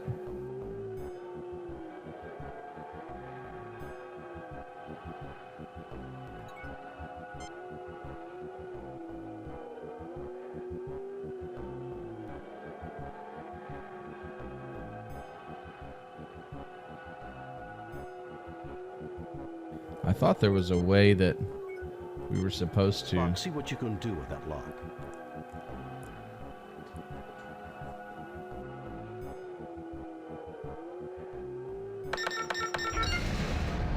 Ooh, we are in. That worked. I see you deduced that 10200 in the Lucre's base 3 was equal to their sacred number 99. Yeah, that's because it also was part of the computer readout that we had on the ship. That's one of the reasons that I went through that and actually had to listen to it. So let's go on inside. Okay, so I think we're Report, Scotty. How are things going? About as badly as a killed in a blast furnace, Captain. Wait a minute. Lieutenant Uhura has some news for you. The virus came from our sensor sweep of the moon's computers. We believe we have analyzed the memory sectors it attacked. Well done, Uhura. I wish I could take credit for it. It was Mr. Kyle who found the pattern. We are attacking it with antivirus programs. Computer science sounds more like medicine every day. If we had a doctor as good with computers as you are with patients, we'd be having a lot fewer problems. Finally, someone who appreciates me. Keep working at it, Uhura. Kirk out. Yeah, don't be stroking his ego, though, Uhura, because Bones doesn't need that. So, let's see here. Let's use the science tricorder on, for that. A computer terminal, Captain. It uses the Lucre alphabet. I think I can decipher it. Okay, can you decipher it? This door is similar to the one on the outside of the secure lock, except that it has not weathered over the years. Electrical panels indicate the keypad on the right controls the door.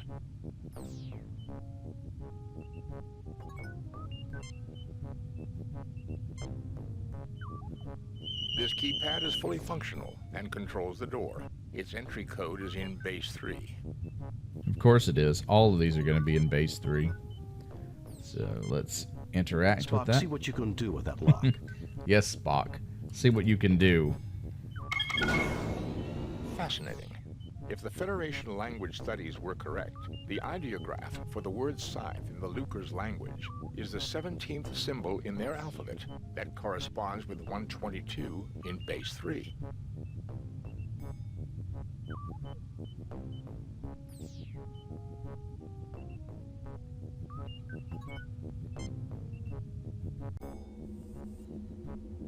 Captain, we have a cure for the computer virus. Well done, Uhura. I modified Ctrl-C to exclusively attack the Lucre virus. They annihilated each other, Captain. Fascinating, Lieutenant. The Klingons aren't going to be happy to learn that they helped us. How about the phasers and tractor beams? We may get the tractor beams online in time, Captain. I'm afraid even the backup phaser transmission codes were affected. We could destroy some missiles manually, but if this complex decides to launch more than 10 missiles at a time... Understood. The ball is in our court. We'll give it our best shot. Kirk out. Okay. So the little backstory of the virus is over. So let's check this out. This door is made from remarkably dense alloys. Even our most powerful phaser rifle or welder would not be able to penetrate it. The thing must be almost as tough as a starship hull. Indeed, Ensign, and considerably thinner. A remarkable achievement in metallurgical engineering. Good job, Ensign. Let's hope you survive this. It has a slot in it rather than a keypad. The slot bears traces of triphosphorate silver, and power is currently running to it. I am recording the pattern of this lock into my tricorder. Very good, Spock. Let's see here. Nothing to report, Captain. Yeah. I thought there was another... Nothing to report, Captain. I thought there was another part that I needed to scan. So the door...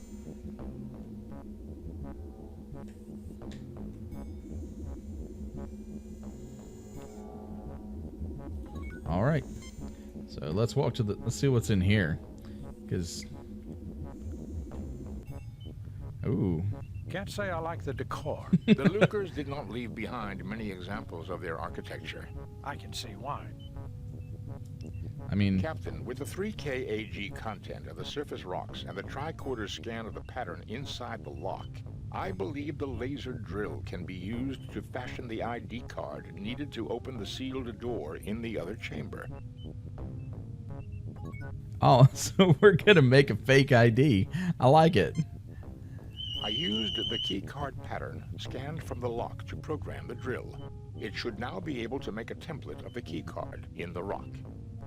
Okay, and then I think... The drill is unremarkable, except its aiming component is corroded and frozen in place. So that means we're going to have to probably get... Oh. Let's see here. Just get some components out of here, I'm sure.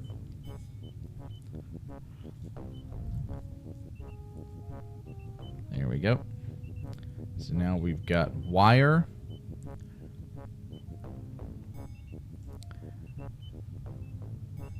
So now we're going to use... I'm going to tell Spock to work on the console.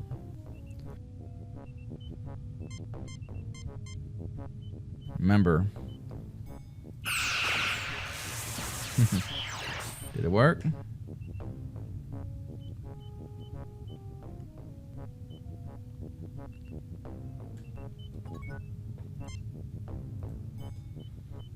Ah, you know what? As with most things in this playthrough, I forgot something. That's alright. Take a couple of minutes, get to go back through the base and look. We're supposed to pick up a rock outside.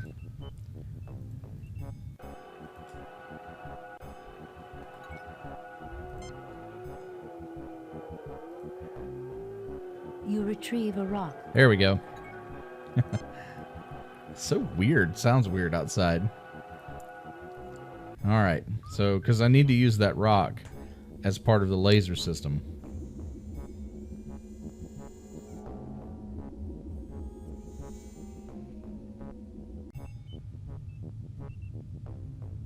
Okay, so... Nothing happens. Do I use it? Nothing happens.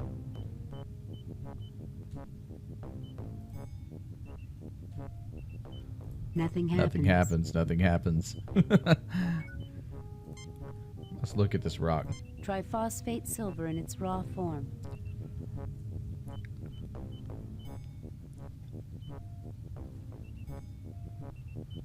Oh, I get it.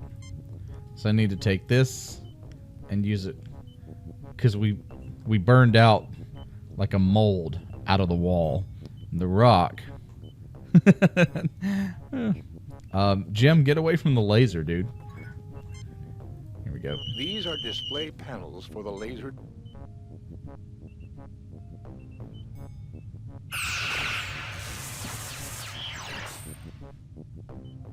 That is the most complex fake ID in history.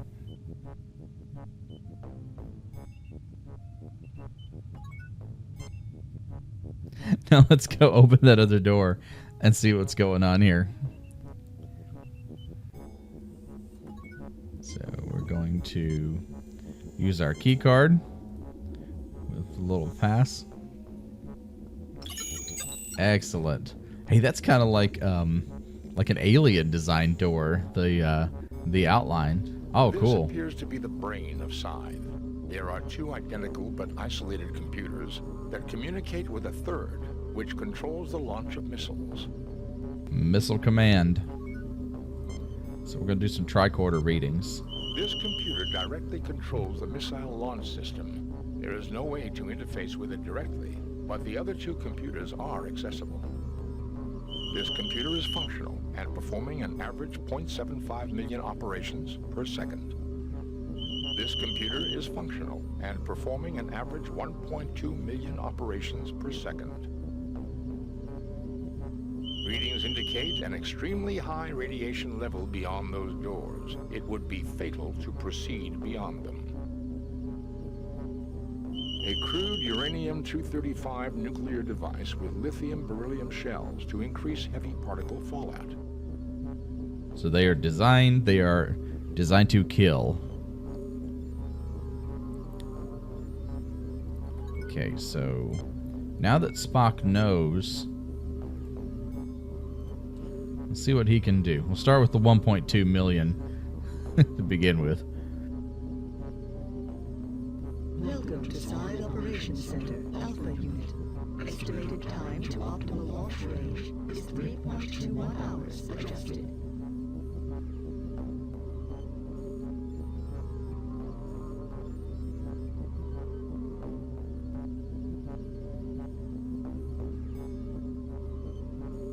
Welcome to Side Operations Center, Omega Unit. Estimated time to optimal launch range is 1.31 hours adjusted. So Captain, something is wrong with the computers. They may be twins, but they are not identical. It appears they are out of sync, Captain. I have to assume the Alpha unit has a virus, which is using up an incredible amount of computing time. They report different optimum launch times, which is right. Given the elliptical orbit and the range at which they will pass Proxtree, the Omega unit is correct, but the window is very narrow. A variation of minutes will mean the missiles run out of fuel and fall harmlessly into the sun. Can you reprogram the Lucas computer to give us that time, Mr. Spock? Reprogramming an old alien computer is not simple, Captain. The odds against success are 10,221 to 1 against. Too bad all Omega Year couldn't just take a sick day and miss the firing. Because the two machines are isolated, the virus did not spread from one to the other. If we could only bridge them. Oh, if we could only bridge them, huh? Well, we just happen to have some tools that will help us do that. The connector snaps into place. All right. Now we're going to use this one because the virus comes from the left. Welcome to Side Operations Center, Alpha Unit. Estimated time to optimal launch range is 3.21 hours adjusted. And now let's do the left computer, which should synchronize them.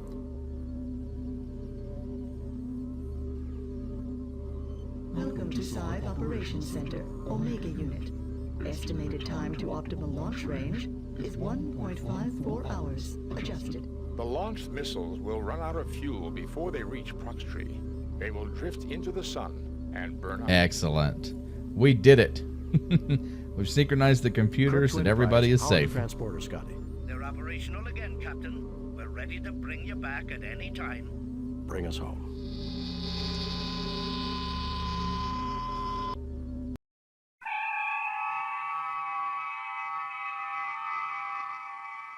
Message from Starfleet. On screen, Lieutenant. We have read your report on the problems at Proxima 3 and evaluate your performance at 92%. You and your crew received 3 commendation points. The top brass at Starfleet are impressed.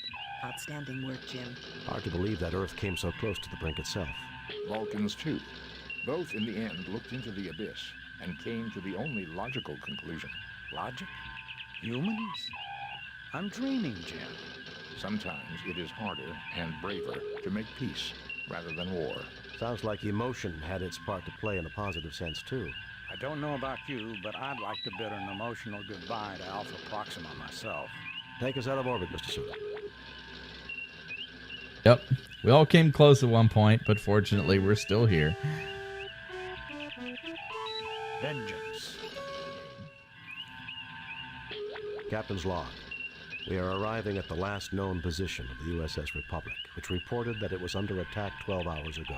Captain, the ship's sensors have picked up what appears to be a starship.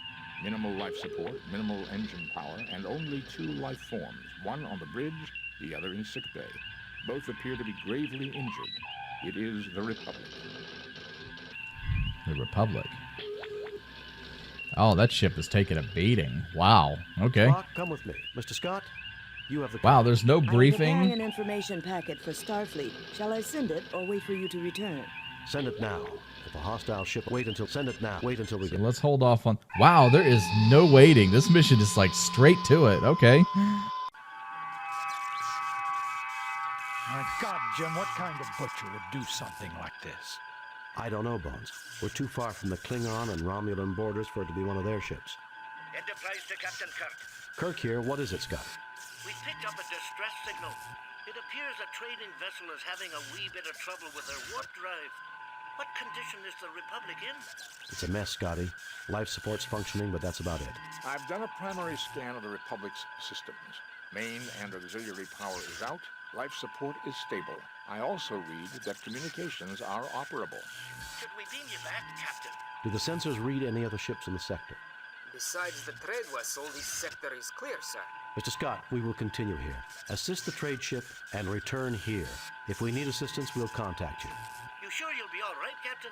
Yes, Scotty, just don't take too long. Kirk out. Well, gentlemen, let's see if we can re-establish power. Jim, don't forget. There's another survivor on board. We've got to find him. So this bridge is a mess. I think... So let's have Spock check out the computers. Oh. I fail to see the logic. Of course you do. Captain, records indicate that this ship was attacked by a Constitution-class starship. Any idea of which one it was? I am reading the record of the transponder signal, NCC 1701. It's the Enterprise, Captain. Someone must have tampered with the computer records. May I remind you, Doctor, that the main computer of a Constitution-class starship has safeguards against such an intrusion. Furthermore, I do not see any discrepancies in any of the files that I am able to access.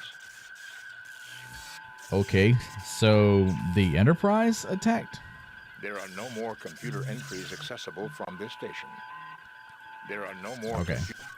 So the Enterprise attacked this ship. Let's, So they said there was somebody in sickbay.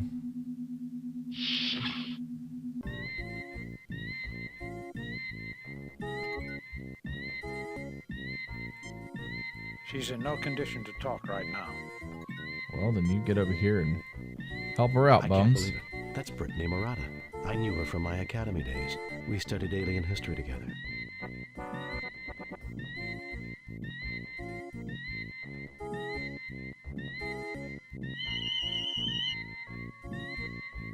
She's suffering from severe trauma and internal bleeding. I'll see what I can do. Do what you can, Bones. I need to find out what happened here. She's in bad shape, Jim. I've tried to stabilize her, but it doesn't look good. No, you won't get us. Murata, what happened? They said it was the Enterprise. They had visual confirmation. What about the Enterprise? You killed us, Jim. We were friends for you. I trusted you. It wasn't the Enterprise, Murata. There's nothing more I can do. Kirk to Enterprise. Kirk to Enterprise. Enterprise here. We're still tracking the distress call. Are you all right, sir? Yes, Uhura. Just wanted a status report. Kirk out. Okay. So, no, I don't want to go out. Well, gentlemen, let's see if we can re-establish power. Okay, so a couple things I want to grab here.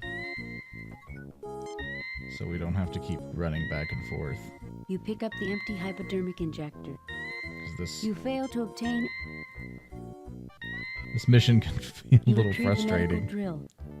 So let's start collecting everything that we need here.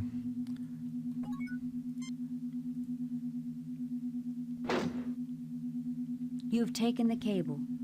So now we're going to go back to... So we can't get into auxiliary control yet.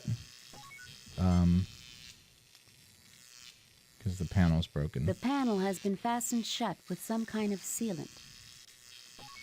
I would assume it's a Starfleet You approved failed to sealant. obtain... We need the saw that's laying right here. You retrieve the molecular saw. Okay. I'm going to go back to the bridge because I need to cut this down. The molecular saw easily cuts through the beam, separating it from the hull. You pick up the beam. It's a little heavy, but you manage it. It's a little heavy, but we manage.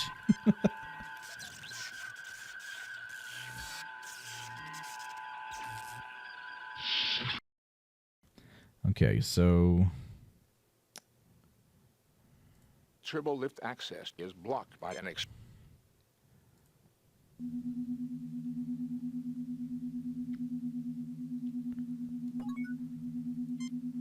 So I want to place the beam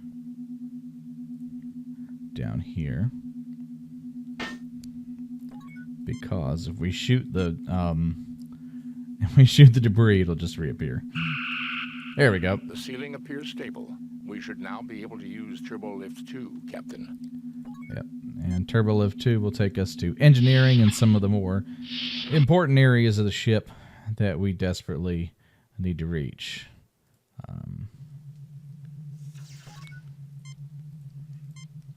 Captain, I'm picking up a functioning energy source in the immediate vicinity. Yeah, it's underneath this pile of debris here, which I'm trying to get my deadly phaser. Oh my God, Jim, is that what I think it is? Yes, Doctor. It is a portable fusion power pack. A few centimeters lower with that phaser and half this section would be history, not to mention us. Actually, Doctor, 3.2 centimeters. And based on our proximity to the explosion and the angle of the beam. Thank you, Spock. I think we get the point. Yes, we got the point, Spock. And we're going to take this thing. You pick up the portable fusion power pack. And then this, let's see. Yep, this is the warp core.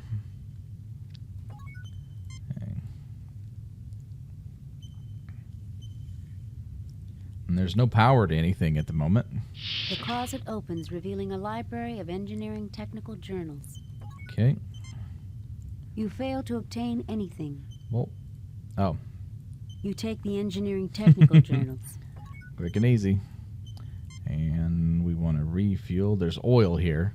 The hypo is now filled with multipurpose oil. So instead of finding medication of some kind, which I'm sure the ship has, filling the hypo spray with that to try to help the lady that was dying in the in sick bay, we're going to fill it with oil.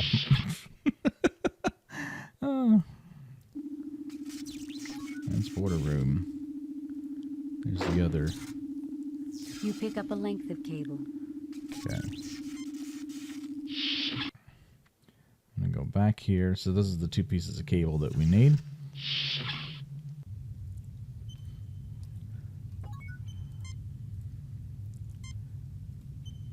So I'll just go ahead and say, in the interest of disclosure, I've already played this mission. You connect a length of cable between the impulse engine and the junction box. If it seems like I know a little bit more about what I'm doing here than anywhere else in the game, it's because I played this mission before, and there is a game-breaking bug in this mission. And you connect a length of cable between the regulator circuits and the junction box.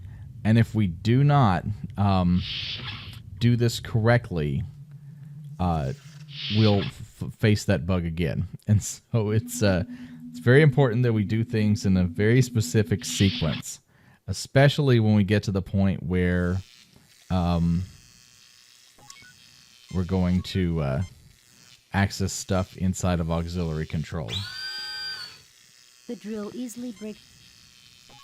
Okay. And we take the panel off. The panel opens easily. And then we have to use the oil. The oil seeps into and loosens the debris. And then we have to use Kirk again to open the panel. The gears are completely cleared of debris. Now the door will open and we can get into auxiliary control. Excellent. There are some tapes down here we want to take. You take the record decks. This input-output slot for the record decks is still functional, Captain. Spock, what is the situation with the impulse engines? There is currently no power to be allocated from the engines.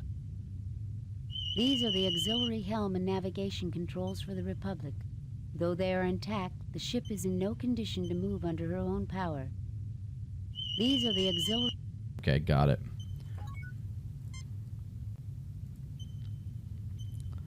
So let's start with these. I think these are the engineering. The logs. Stardate 6087.6. The Republic is currently approaching the Vardane system. Sensors have detected unusual energy fluctuations near one of the Vardanian moons. Starfleet has ordered us to investigate.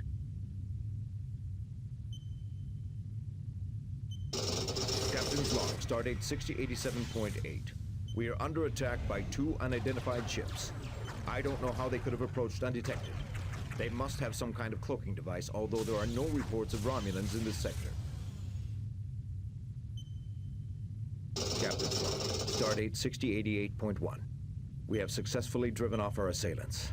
Major damage has been sustained by our warp engines. Communications has reported that USS Enterprise is in sector. I requested Mr. Scott's assistance in repairing damage to the Republic. With luck, we will be fully operational in a couple of days. Okay, so we got a distress signal there. These are the science ones, I guess. Or these are the engineering ones. Captain, I have examined the engineering journals. According to Chapter 18, we can run... Jim, do we really need a lesson in starship engineering? Spock, just tell me if they will help. Why, yes, Captain. Okay, so I think Spock has what he needs to be able to turn the power back on.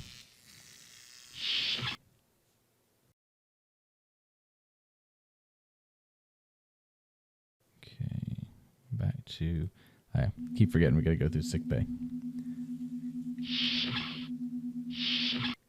And then to engineering. Because the box that's connected to the power core has to be set a certain way. Alright, Spock, do it. Please select an impedance. Spock? Captain, the information obtained from the engineering journals indicates the correct impedance setting to be 19,000 ohms. Go ahead and adjust the settings, Spock. Power has now been restored, Captain. Excellent. We now have power back to our main systems. Well, at least to the auxiliary system, so I don't want to get too far ahead of myself.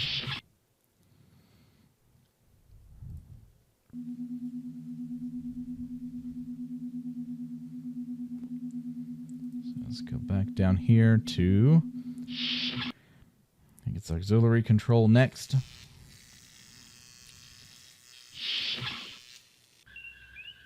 Alright, everything is online. There is no response. Mr. Spock, what is the condition of the fire control system? There currently is no power being allocated to the weapons system. Even if there was a power source, the damage to the main computer is enough to prevent power allocation to that system. Spock, what is the situation with the impulse engines? The main computer is too badly damaged to actively control the power circuits. There is nothing at the moment. There is no response. Okay, so we're going to hook up our tricorders here. Spock crudely attaches the medical tricorder to the computer console.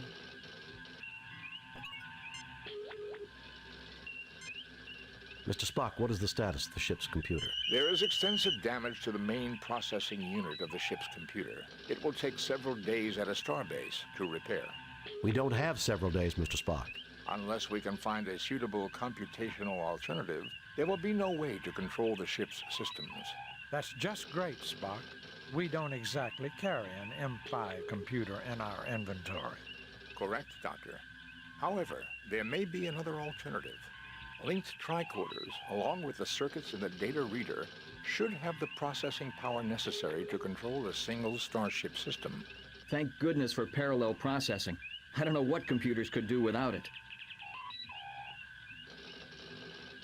So we'll have him set it up. Spock crudely attaches the science tricorder to the computer console. Both tricorders are rigged into the main computer's central processing unit. We now have enough computational power to control a single ship's system. So... There is no response. There is no... Yeah, I got it. Whoa. Whoa. Captain, look. An Alassi ship. That ship was cloaked. Fascinating. Is that all you can say? Captain, I suggest we try to raise the shields.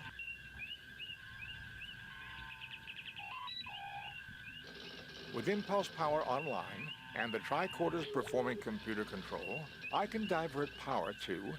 Weapons. Power allocated to weapons systems, Captain. Captain, I suggest we try to raise the shields. With impulse power... Weapons. Power has already been allocated to the weapons. Mr. Spock, what is the condition of the fire control system? Weapons control is functioning properly. However, there appears to be a jam in the primary loading mechanism. Captain, the torpedo loading system is malfunctioning. To clear it, we will have to physically examine the mechanism. Currently, all turbolift access to the torpedo bay is blocked by a hull breach. It is imperative that we get the weapons online. Jim, since we do not have what they want, I don't think it's a good idea to contact them until we are able to defend ourselves.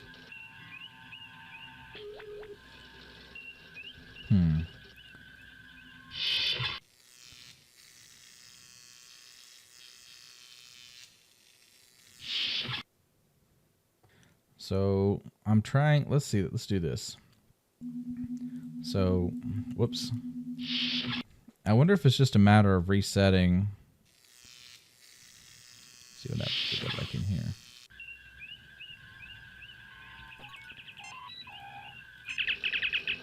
Jim, since we do not have what they want, I don't think it's a good idea to contact them until we are able to defend ourselves. Well, I thought we already had. So let's go back here into the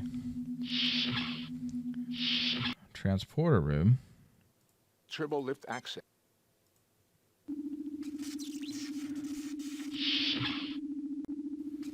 And so I thought we already sent Ensign Ricky down Spock, to... please check out the We already took care of the torpedoes. Transporter systems are operational, Captain. Coordinates have been set to the photon torpedo loading bay. I fail to see the logic. I fail to see... Ensign Cage, I want you to beam into the torpedo bay and unjam the loading mechanism. If you don't succeed, we'll all be on permanent shore leave in an Alassi jail. I'll do my best, sir. Like I said with the game-breaking bug, I swear we had done this before already, but I mean, we'll go through it a second time if that's what it takes to get through to the end of the game. Torpedo loading bay, Captain. It's not too badly damaged, fortunately. What's causing the malfunction in the loading mechanism? The inner loading door is stuck in the closed position. Now, I can force it open, but when the loading cycle has begun, the room will lose pressure. We won't be able to beam back here again. Do it, Ensign. We'll just have to gamble that the system doesn't jam again. The door's open, Captain. I'm ready to transport back. Beam him back, Spock.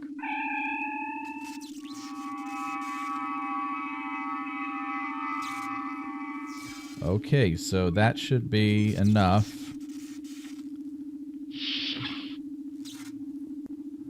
To get us where we need to go. So we got to go back through sick bay, of course.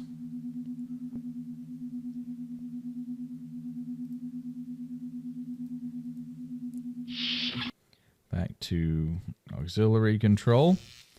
It's impressive this ship has held up as much as it has with the damage it's received.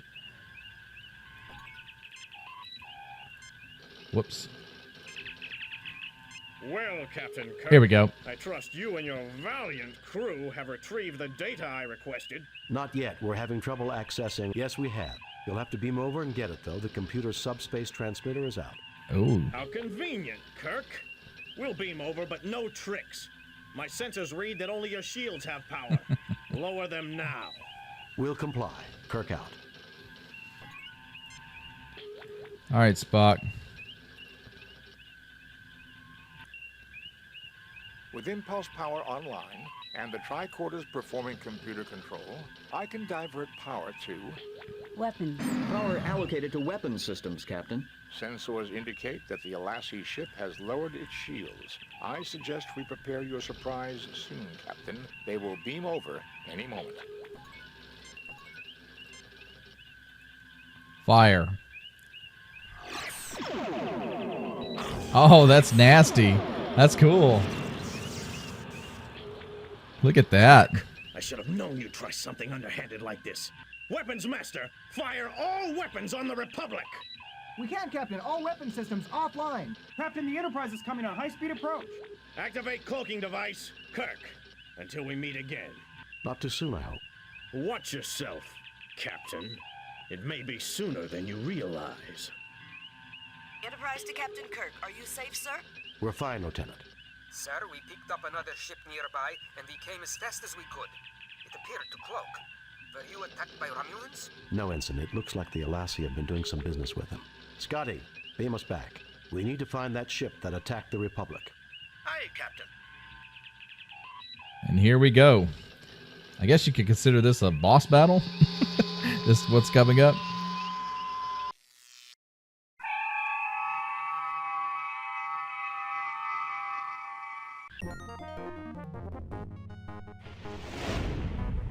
Captain's log, Stardate 6089.6.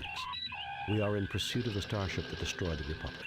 Its trail is leading us to the planet Vardane, a member of the Federation whose motives have not always matched the high ideals of other Federation cultures. Captain, I did not expect to hear you judge an entire culture. I understand the Republic. I had bad experiences with the Vardane long ago, Mr. Spock. Fascinating. Captain, I am reading a Constitution-class starship, heading for Vardane at warp factor 5. Captain, its transponder codes match ours. Sensors indicate it is an exact duplicate of the Enterprise, including hull markings. Open hailing frequencies. Increased warp factor 8. Send a message. Open hailing frequencies. Captain Kirk, this is It's the Bradell. Enterprise 2. Okay. I am Dr. Ayaz Bradell of the Verdane Defense Force. You do remember me, don't you, Captain? I remember you. 10 years ago, when I was on the Farragut, we exposed your unethical practices to the Vardane Council. The old Verdane Council. Politics is such a fickle business. The new one is much less concerned with trivial concerns. I remember your part in my disgrace, which is why when we began to construct our own Constitution-class ships, I insisted that we have our own Enterprise. How did you manage to build a Constitution-class ship? Our intelligence network is better than yours, Captain. How else does one gather secret information? You are a member of the Federation. You have signed Federation treaties. And we shall break them. The Federation's interference in our internal affairs is intolerable. You must have been building that ship long before the Turgan crisis. Captain, all wars require justification. They aren't supposed to be fun. You have your justification and I have mine. Don't take diplomacy so seriously. However, Captain, I do intend to enjoy myself.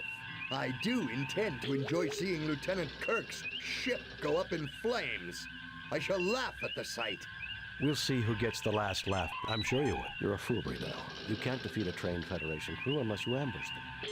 I have noted that the Federation enjoys talking, Captain. You may talk yourself to your grave. Prepare to be destroyed. Arming weapons. Raising shields.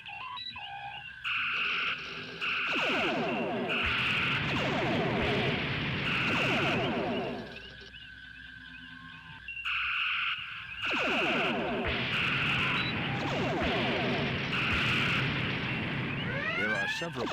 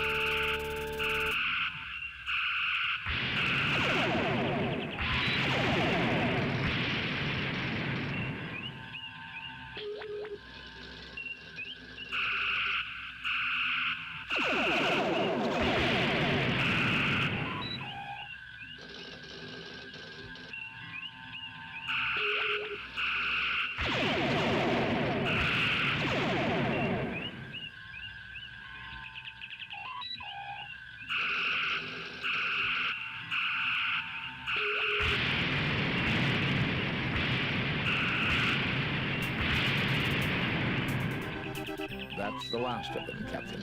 Well, that's over. Duplicate Enterprise indeed. That alien contraption was no match for the real thing.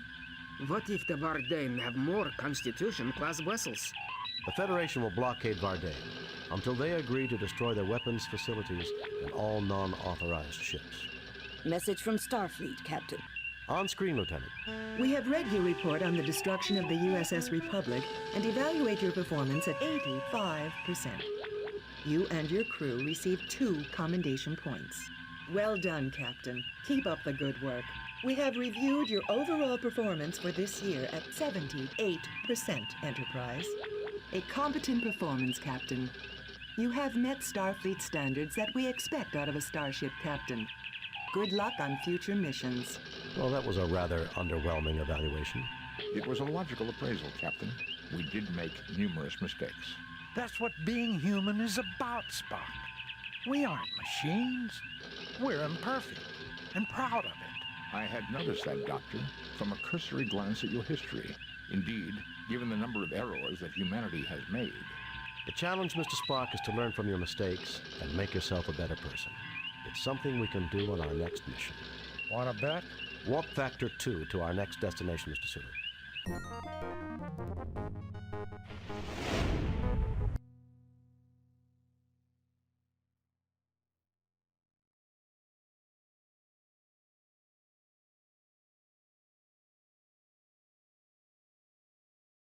Very few people have the ability to fire up our imaginations and make us think about the human condition.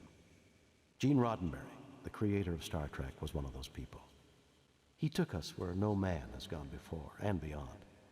He created a starship, its crew, and an entire universe and brought them to life for millions of people. Without Gene, there would have been no Star Trek computer game or a Star Trek television series. Gene Roddenberry, born 1921, died 1991. We honor your memory.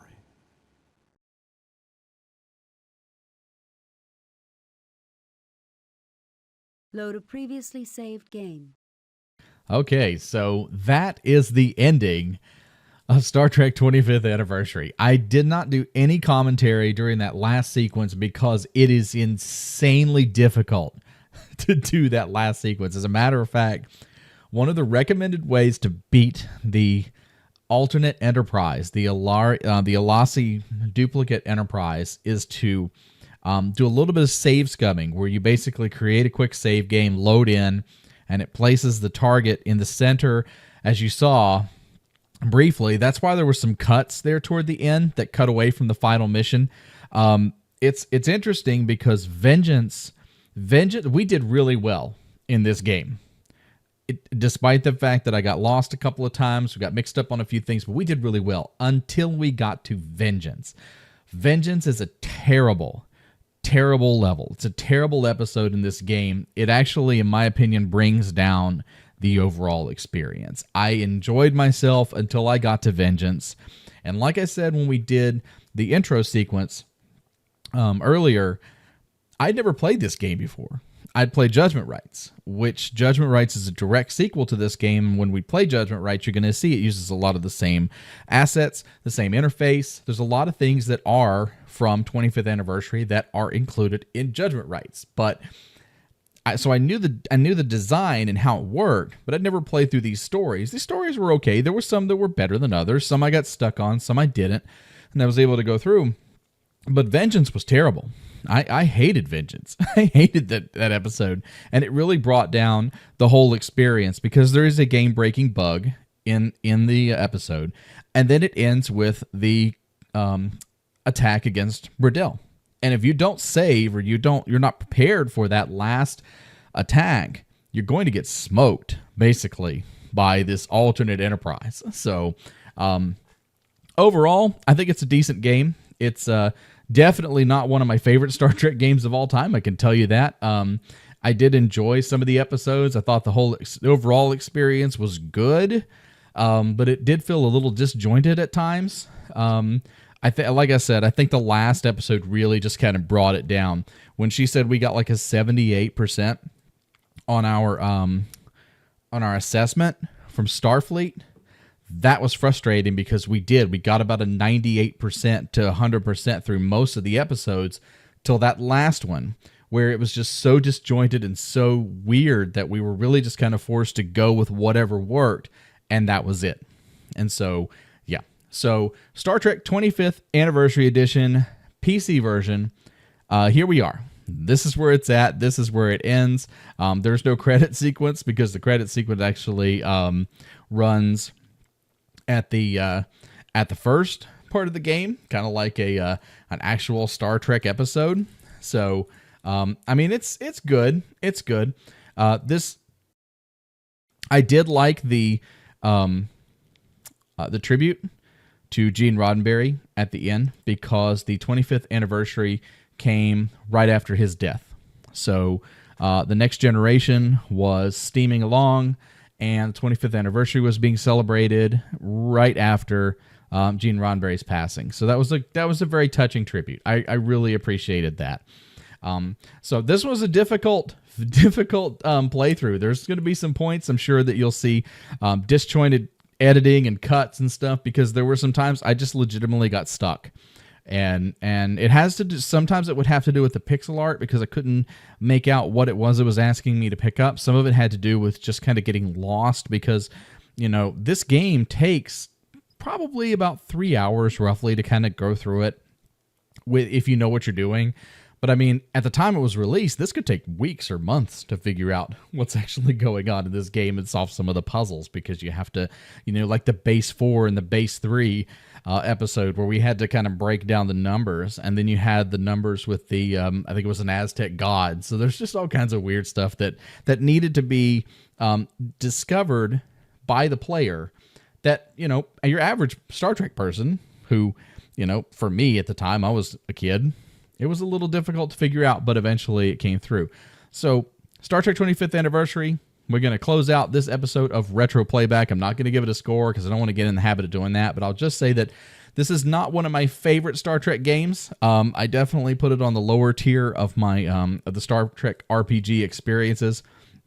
And I can see, though, I think you'll see as the viewer, when we get to Star Trek Judgment Rights, which we will, you'll see how Interplay took kind of this foundation for 25th Anniversary and built on it impressively for Judgment Rights. So I think Judgment Rights actually fixes a lot of the issues that I'm explaining right now with 25th Anniversary. So yeah, but definitely happy to actually get 25th Anniversary recorded and published and played through. So now I can say that, you know, I could never say that I haven't played the 25th Anniversary edition on PC. Hey, everybody, thank you for sticking with me through some of the trials and tribulations of the 25th Anniversary.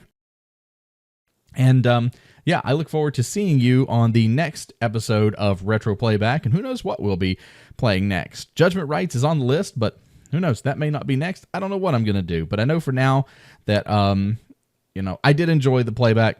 It was fun. It had its moments, but I'm definitely happy that we're moving on to something else. But again, thank you all for watching. Thank you for your continued support. I'm Commander Exorcist. Take care, fly safe, and I will see you out there. Good night, everybody.